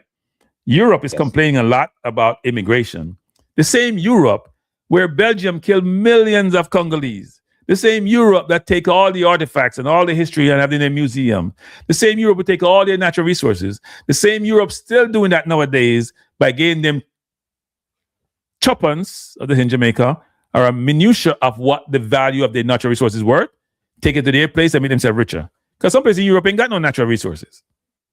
They rate these countries blind, and some of these countries sell themselves out. I'm going to give you an example of a perfect example, Carla. Perfect example. Guyana.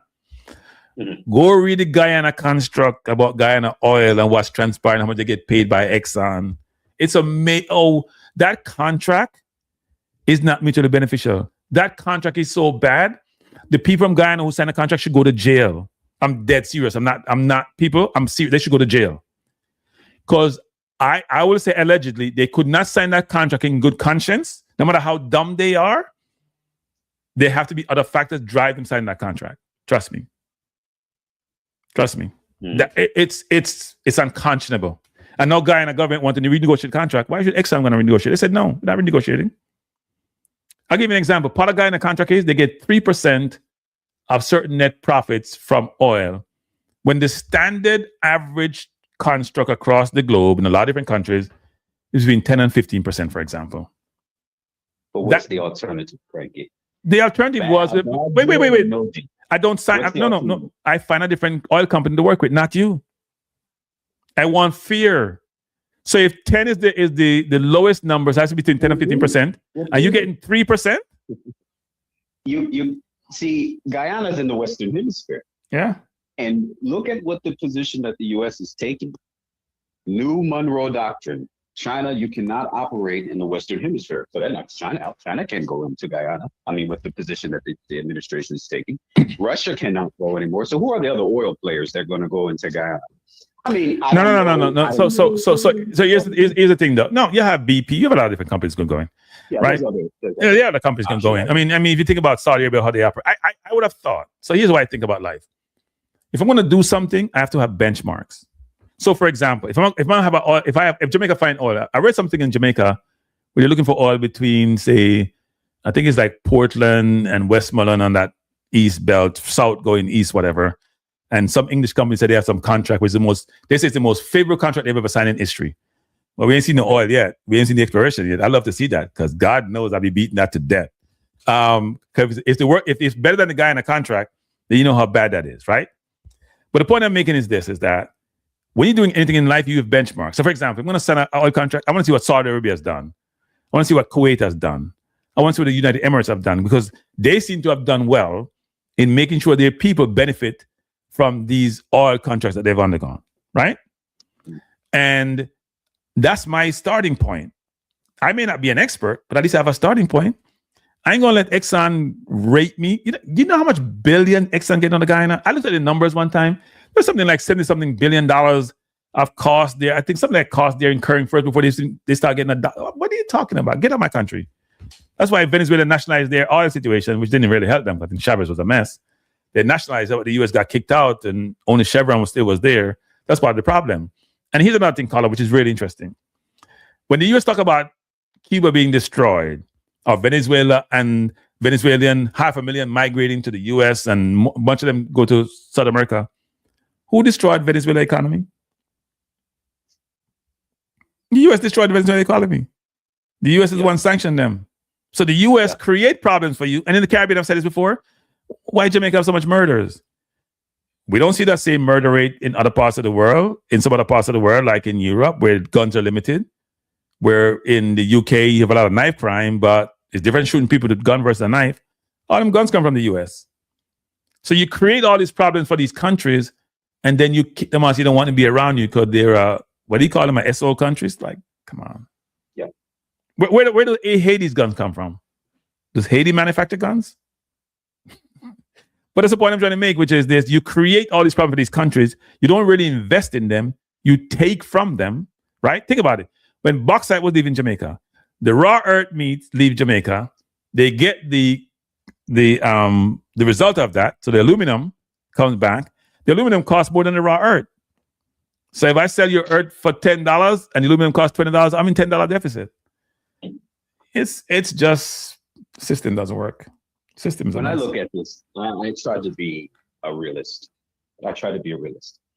When you are the leader of a nation, let alone anything beyond that, a superpower, there are no easy solutions here. There are just trade-offs.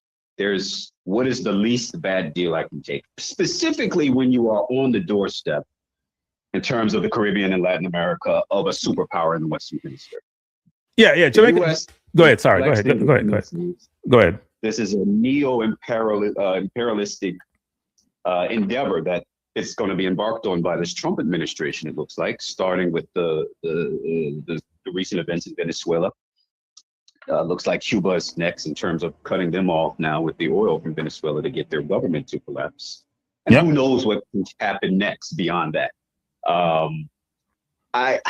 I look at the Guyana situation and I say, or I imagine from the standpoint of the leadership there, we know oftentimes leaders cut a deal to preserve themselves and the other elites of the country. That could be one option. Yep. Two, you look at it and say, maybe if they do have the best interest at mind and at heart on behalf of the people, okay, maybe this deal improves the quality of life of the country's citizens by 20% over the next 10, 15, 20 years.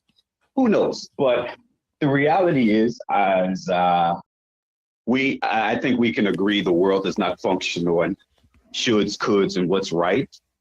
It seems to be the law of the jungle. You have the ability and the power to convince somebody to take a bad deal, you do it. If you have the power to employ martial and military power of someone to bend them to your will, that is the history of life on this earth, unfortunately. No, yeah, you make great point. Those are all excellent points, actually, and that's where we are. And I would say something which is going to sound strange. I think as we think about history in its totality, and some people say this is the worst time in history. No, it's far from being the worst, probably the best time in history for humankind in a lot of respects, even though we have wars in Ukraine and war in Sudan, what's happening here. But what I find interesting about this time in history is how we're making alternative facts seem like truth, right? How one person running the most powerful country on earth can just lie continuously and can convince people about his lies, which I find amazing. So it cuts across what we have all learned, which is we all learned that truth is a must, it's an imperative, and it's something we all should do.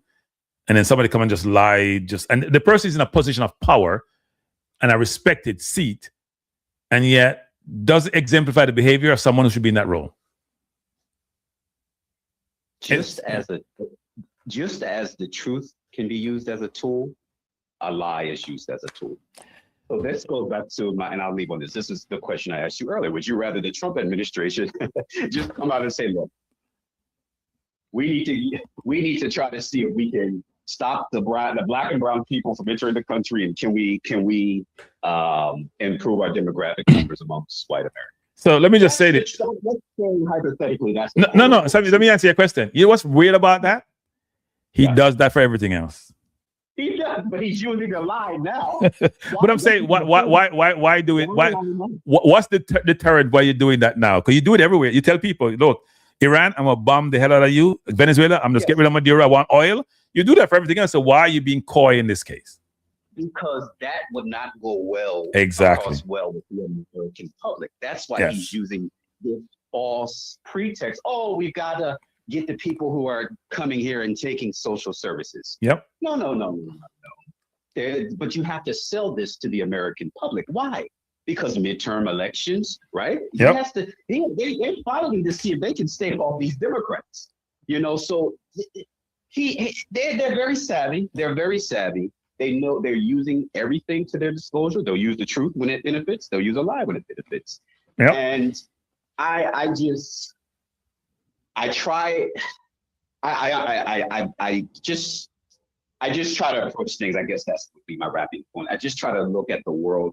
I've found myself in the last, especially post-COVID, increasingly not looking at the world through a lens of an idealist, or what should or could or what's right or wrong, and observe the world as it is and study history to understand what it was, for a picture of what the world may potentially continue to be. And it doesn't leave me fatalistic or hopeless, but it helps me understand how to navigate the world when I understand how the game has been played. So I'll make what I consider to be an interesting comment, which is Trump is supposed to be here for another 3 years. So maybe we'll survive Trump. I'm not sure we're going to survive AI. So that's a beast we have not seen. No. And that's going to fundamentally shift the world. So wait, before you go, what's your, you can do it short if you want. What's your view on AI? I'm always curious to get people's perspective. What's your view on AI? I think initially it's been overinflated.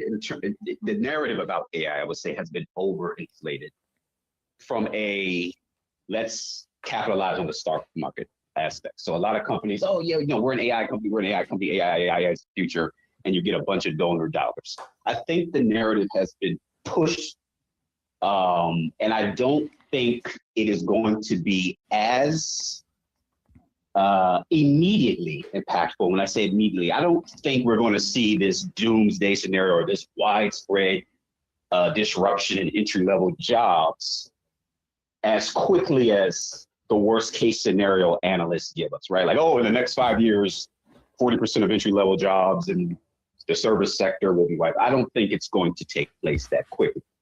I do, however, my concern or my thoughts about it is really the safeguards. And I think I'm concerned. I want to read more. I want to learn more about what are the thought leaders saying in terms of safeguards, because you see everything from the deep fakes.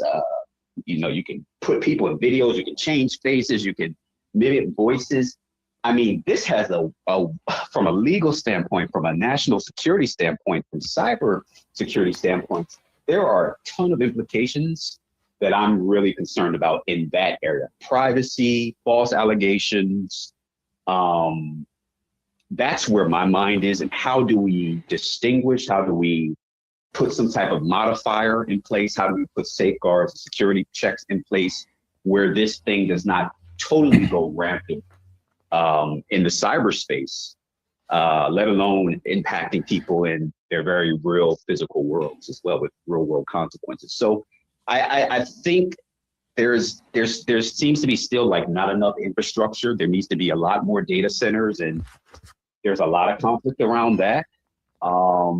There's a lot of people who have to get upskilled and trained in this. And with looking at it from a US perspective and how much we put restrictions on certain H-1B visas to come in, who, folks who may have certain skill levels, I think it's going to slow down maybe the US's advancements in AI compared to China per se. So those are just my general thoughts about it as of now.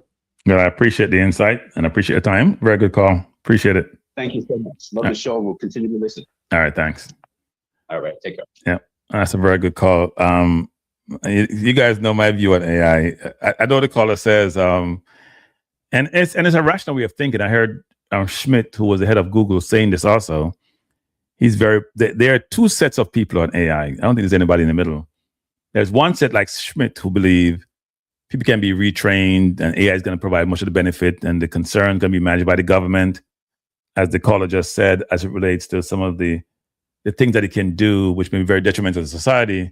There's another set that you listen to who are also the people who originate this whole construct of AI to say it has human, I'm going to call it, it's existential threat. It has human elimination implications. I'm going to use that term. That's not the best term to use, which I find interesting.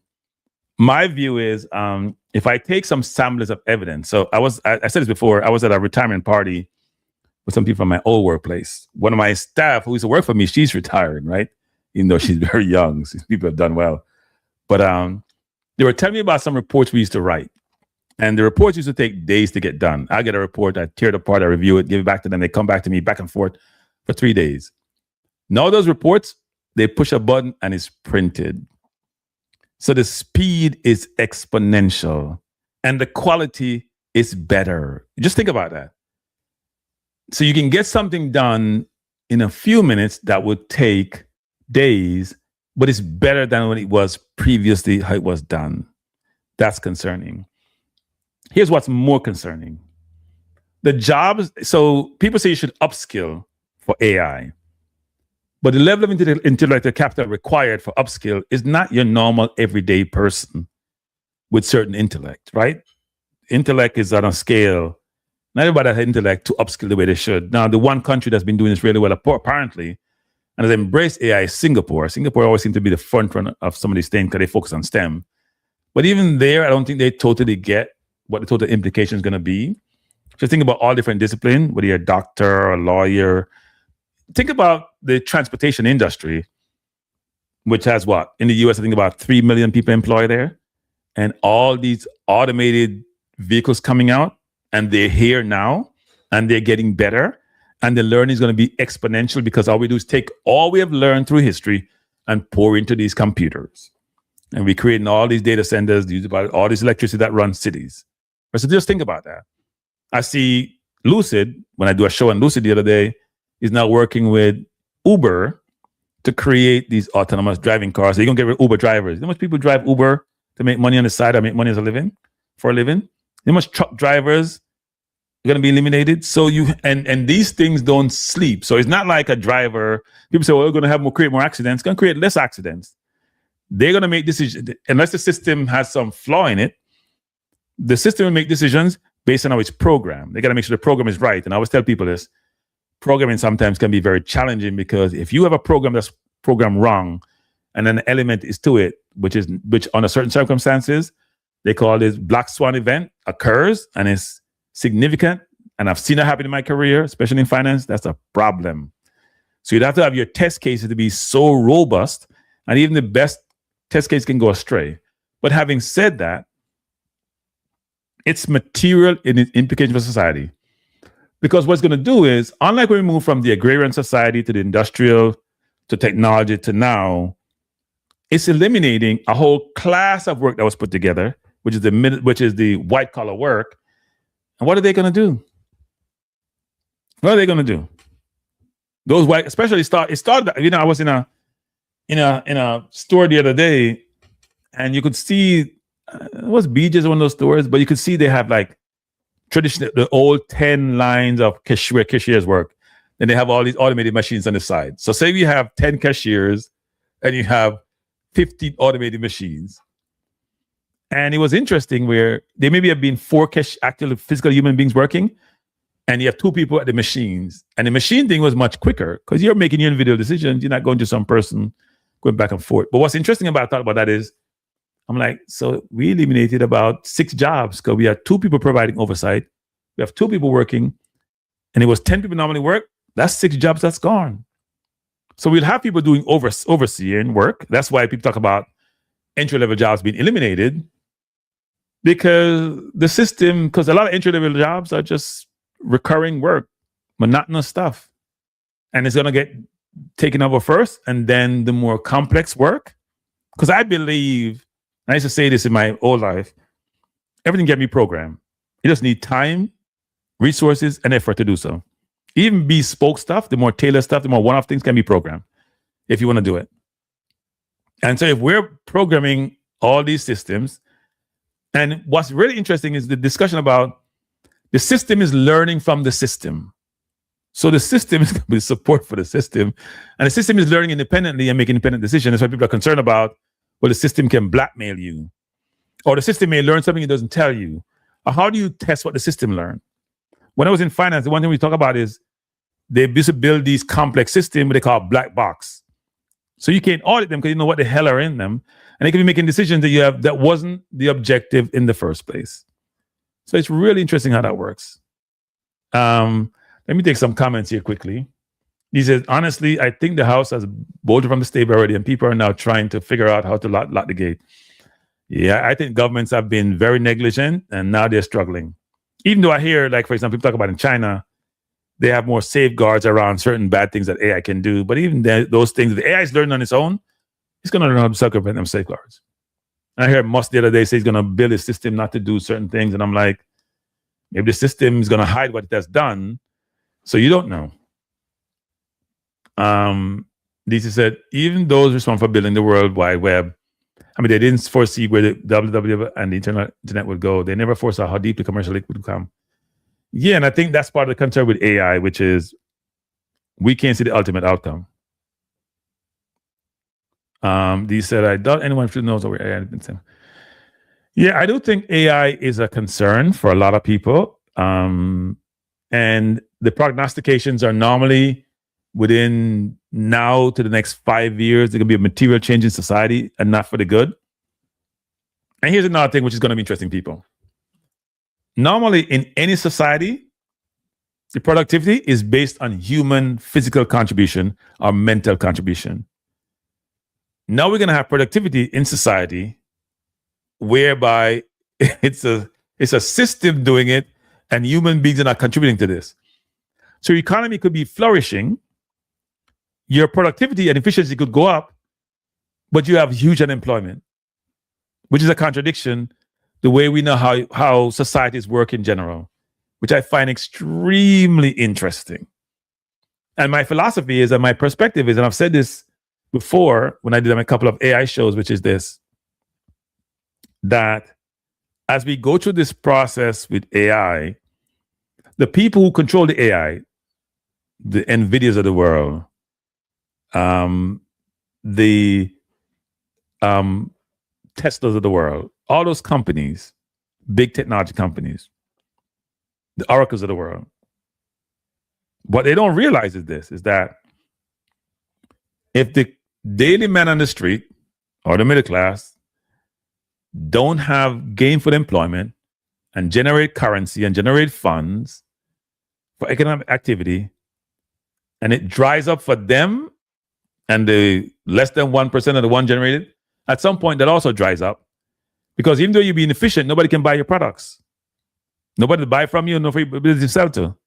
So that becomes a problem. Some people don't seem to realize how interconnected economies are and how they work. And no one segment, no one set of people can dominate because they all need each other. So you can act and think that, you know what, I'm NVIDIA, I'm valued $4 trillion, I can do what the hell I want to do. And yeah, it's all good for a while until you start displacing people. The same people will generate economic activity for your clients so you can get their resources. It doesn't work that way. And this whole thing about universal income, and I'm going to give you hey, if I know Americans, that stuff's not working. That's not working. We are in the legend movie, Vinny. This is legend movie time. People don't realize that. What you find out, people, is that society have these concepts which get tested out in movies. Just go back to like the cell phone and all those things way back when. The only thing that it doesn't do is like Star Trek, where they can beam you up because of the physical human beings. But anything that's been communicated electronically otherwise, those things have come out years before they became actuality. So in essence, a lot of things you see in movies is just out of the test case or the theory being actualized. So you can then look at it and say, oh, is that possible? And then you see it down the road, you're like, damn, self-driving cars, self-driving trucks, cell phones, all probably came out in movies first before they come actually on the street. Right? And I think what people don't realize, as something you say here, is that everything is interconnected. You can't do one without the other. Human beings can't survive in isolation. It's all linked. And for any economy to work, because think about what economy entails, people. People don't realize this. Two things before I go. One is, an economy is just how I transfer labor from one person to the next. And we do it in the form of money, do it in the form of currency. So you're a contractor, you're a plumber, I'm in finance, I need your plumbing, and you're contracting, you need what I do. And we use currency as a way to transmit that value. But if I don't work and the plumber doesn't work, how's the contractor going to get anything? So everything is just dead where it is. And not only work because they don't work because they have no jobs. So then who's going to pay rent? Who's going to pay light? Who's going to pay property taxes? We have built society a certain way. And the job is an imperative. The job is not a nice to have. The job is not something where, oh, you know what? It's leisure. No. The job is embedded in how we live as a society. If you don't have a job, what the hell are you going to do? You can't sit on the beach all day. How are you going to be incentivized? We talk about communism failing. How are you going to be incentivized to work? Jesus said, I read a biography about the filmmaker Stanley Kubrick, Clockwork Exchange, Eyes Wide Shut, and he wrote a draft of the screenplay called Artificial Intelligence in the 60s. Yeah. Whatever human being can consider, most things can become a reality. AI is not helping me my taxes, Cranky. What do I do? Must win again. Must win. Maybe you're not doing something right with your taxes. Wink, wink. Maybe you're not doing something right with your taxes. AI can help anybody with their taxes. Frankly, I was on AI the other day. Shouldn't even talk this. I will say that anyway. Talking to AI about how to do a 1031 exchange and the calculation. And AI was brilliant. I only had to make some corrections to it. But AI was so quick, I didn't struggle. In fact, AI can do your taxes for you in no time. I'm positive. You just got to make sure you understand what it's doing, because most times AI make mistakes. I'm not going to say sometimes.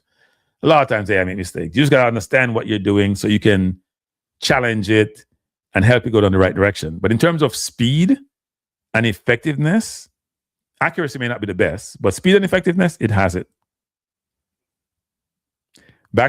There's no barter system because you don't have no job. You got no barter system. You don't have no job. The robot's going to fix the toilet, and the writing is done by some AI, and the surgery is done by the robot. Frankly, given all my eyes being messed up by the surgeon, I think the robot would do a better job than the surgeon. But the robot would do a better job with my eyes, diagnosing my eyes and doing my surgeon mess up my eye. The robot would do a much better job. And the robot is as good as it's been programmed. Every human being is a little bit different and will do something a little bit bespoke and different than what it's supposed to be. Robot gonna do the same thing 100 times if it's been programmed right. So what you have to do is make sure you get programmed right and test it and do regression testing. By the end of the day, it's gonna do what it's been told to do. Odell, where you come from, Odell? You must be not partying. So what's your solution? Have a world control on AI and limit it? What happens when China and some countries don't comply? Just a nuclear agreement. How will agree? Well, that's the conundrum facing society. There's a race to the bottom, I view it. They're all racing to be ahead. Racing without caution is not a good thing. Just racing for race sake. What are you racing to do? Annihilate yourself? What are you racing to do? What's this race about? And here's what's funny about this race, people. The group that's going to be least affected, it's going to seem like a contradiction. It's not even an oxymoron, it's a contradiction. The most affected and least affected group are those countries who are way behind the race, like the developing world. Because they'll still do their normal everyday jobs, but they won't be as efficient. They won't generate as enough resources. But the ones who are much faster is going to displace their workers, and they'll have more resources, but they ain't got nobody to buy it. Crazy. So this is Microsoft Copilot is awful. I don't use Copilot at all, actually. I use Chat, I use Gemini 3. I pay for both of those, and then I use Perplexity. Because Perplexity to me is the most accurate of all of them. Gemini 3 has gotten better. And I like Chat because I'm very much familiar with Chat. And Chat is getting better, by the way. I think the new Chat that came out the other day is much more improved, especially generating images, actually. Much improved. The farmer pays for the food, but how does the farmer value his food? So that's another thing about valuation, people.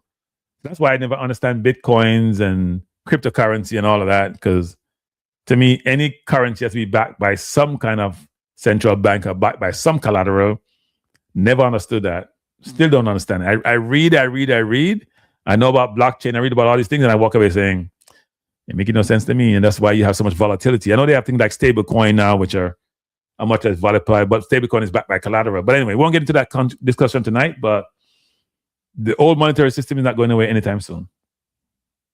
So any last questions are coming before I leave, people? I think I've been here 2.5 hours. I came on at 8 o'clock. It's 10:38. It's been a long show. But I appreciate everyone who have been here. Before you leave, please hit the like button if you haven't done so.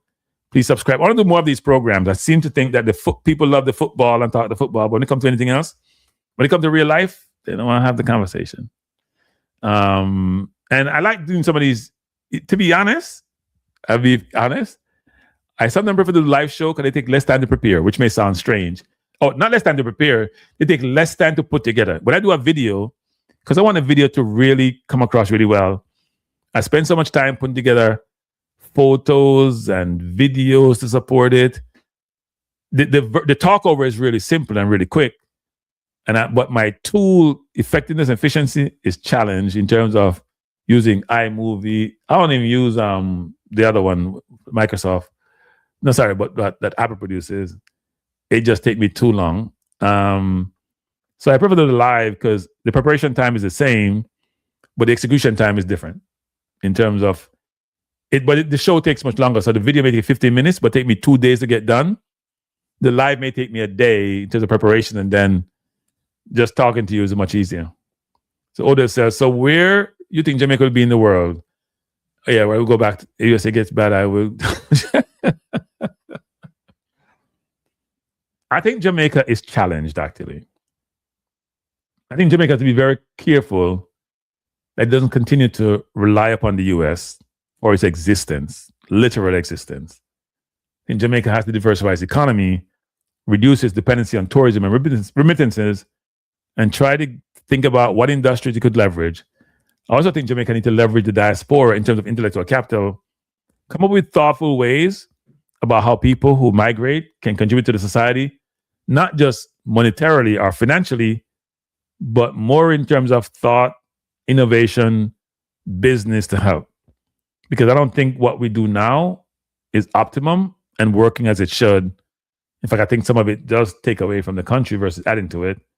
Even though financially, I think Jamaicans who migrate contribute significantly to the country.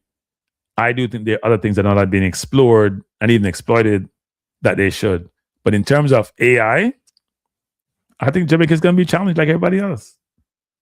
The major countries running when it comes to this AI is the US, China, and I'm sure there are other countries that we don't know too much about, some other countries and their AI programs. We hear about China and the US a lot. We don't even hear about Western Europe that much. But I do think that as we go forward, more and more countries are going to realize that they have a conundrum. They're behind the 8 ball when it comes to AI, but the AI implication of your society is challenging. Think about this before I go. Think about Germany, for example, that has been the best performing economy in Europe for years. And the stress and their car industry is so huge and so material to the economy that it permeates their society. But now, given what's happening with the competition from China and everybody getting in the US with Tesla and all of that, German cars are not in favor like they used to be. So what are they going to do? Because I don't think they have contingency plan. They have other industries to be able to replace their car industry, which may get replaced by competition. China is making ridiculous cars for cheaper prices. Now, tariffs and export duties may affect those prices of those cars, but even then, they're competitive with everybody else. He says, speaking of wonderful technology, my browser just crashed, but I reloaded and it came right back. The progress, I guess. Yep, that is progress, D. Jamaica needs good government. Jamaica needs a lot, people. A lot. Mostly said, Cranky, these programs are excellent. Keep it up. After tax season, I'm challenging you to a private income tax debate. It must win. You get yourself in trouble with a must win. They keep telling you this is a must win. We don't want to talk taxes, must win. The fun thing about taxes is this, people, that Trump and his people, they do a lot to make sure that tax policies and the tax rules are in their favor. Right? But you know what? I want to talk about must win. I want to talk about like real estate investing. That's a discussion people should have. I was looking at something the other day. I went to look at a property, right? And an agent took me, I called the agent, drew Zillow, look at a property because I'm trying to do a transaction. And she said, and I'm not a big real estate investor, but I dabble, right? And she said, the property is valued at a certain price. And I was like, nah, I don't think so. I don't care what price you want to give. The price of the property, you're going to need at least, based on the cost, about 30% of the cost to refurbish this property. It's a property built in 1970, and they have done nothing to the property, zero. And they want to do a price that's reflective of property that's moving condition. I say that won't work. And I say, first of all, you want a cap rate of 70%. And she said, what's a cap rate? And I walked away saying, wow, if you're doing a job, it's a discipline and something fundamental to your industry, you don't know what a cap rate is for a real estate property, then I'm not sure you understand what you're doing. Seriously.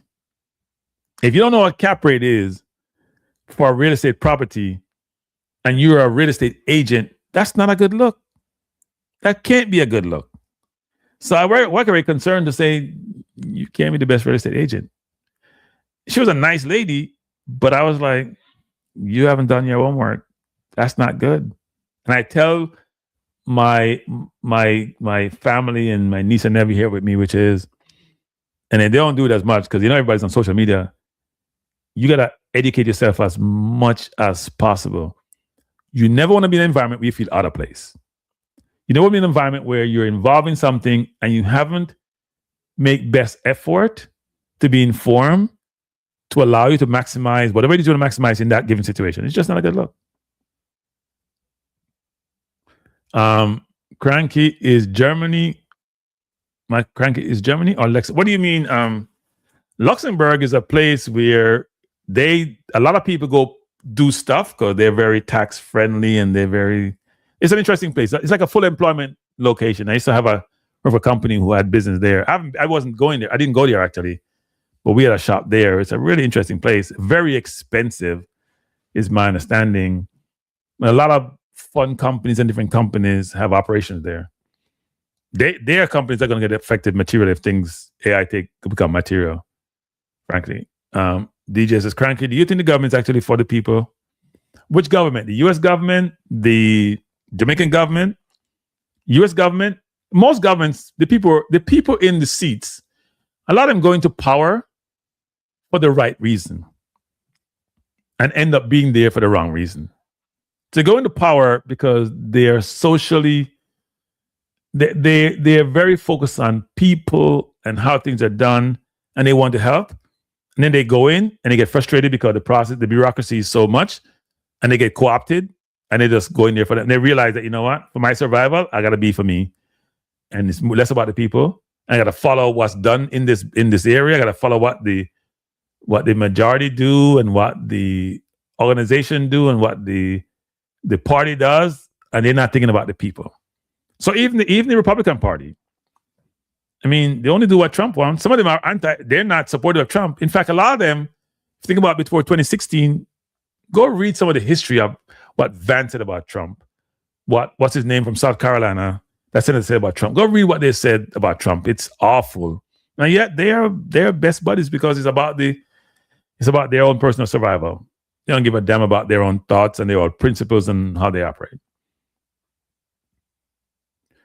But it's a Cranky. When you're going to talk about New York, how all the hedge fund and big companies leaving to cheaper states like Florida, that's going to affect New York economy. New York is always going to survive, and people are innovative here and replace. I think New York is a very unique city.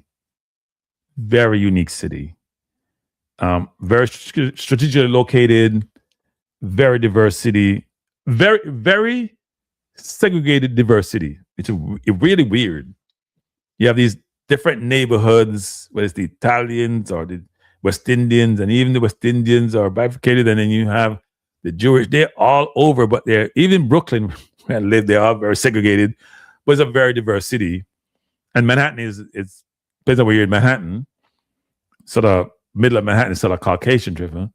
But yeah, a lot of hedge funds, it's about taxes. They move out, but they still keep operations in New York because there's nothing like New York. You go to Miami, you can't get around because of traffic. You're in Manhattan, you get a taxi, you can jump on a tube, or you don't take the tube, take a taxi, go in the 40s or 50s or 30s, and best restaurants and Broadway and all that. You ain't get that in South Florida. We got to go drive everywhere. You're on 95, and you can't move. It's a different ball game. Yeah, it's good to have more money in your pocket, but there's nothing like New York. So yeah, New York will go through a challenging period, just like California. The blue states are going to go through some interesting times and challenges because the people with real money don't want to pay taxes. But if they have business in New York, they got to pay New York taxes anyway, right? If you have business in New York, unless they move their total operations to Florida. And also, a lot of times what people don't consider is people like to meet people, right? Now, if they all go to the same place, that's a different story, but they like to meet people. And now information is ubiquitous nowadays. Information is transferable. So you don't need to be in physical place a lot of time, but some people just like to engage and meet and be in the same environment. So we'll see what happens. But I think New York will be okay.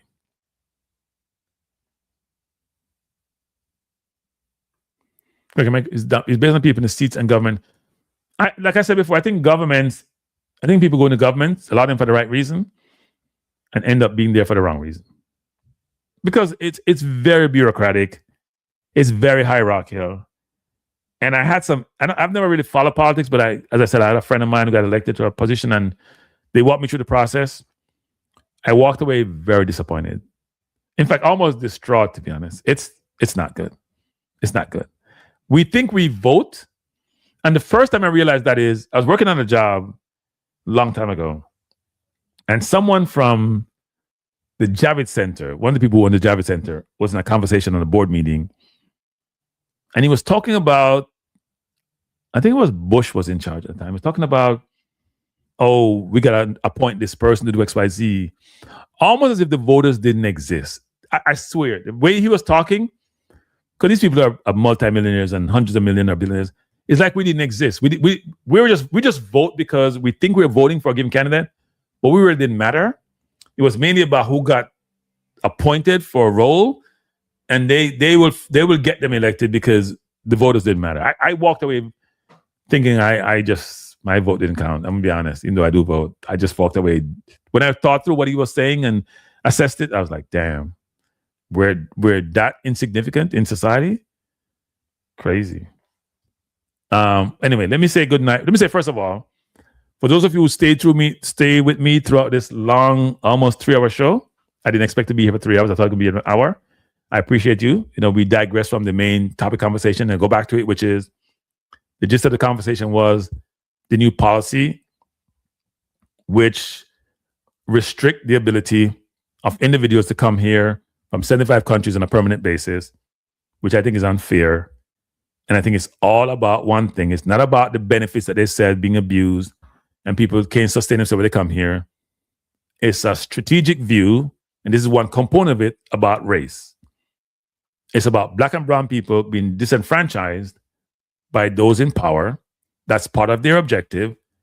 If you look at the composition of the executive branch in government in the US, it gives you an insight into what the perspective and perception is and how they want to operate.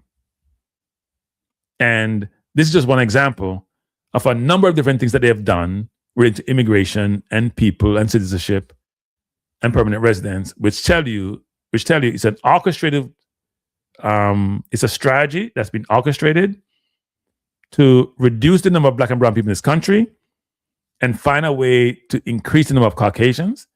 The increase is not going to occur because you can't just manufacture Caucasians, people not having more kids, but they can strategically reduce the number of Black and brown people, disenfranchise them to maintain that differential.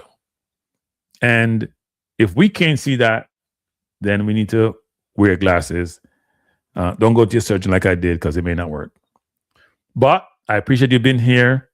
I hope you have a wonderful weekend. I'll be back next week. I'm supposed to have a show with Dr. Don, actually, to talk about some diseases that affect our community, especially around diabetes and high blood pressure. So I'm hoping to have it with him next week. I think he's been busy. I'm going to reach out to him and have that discussion.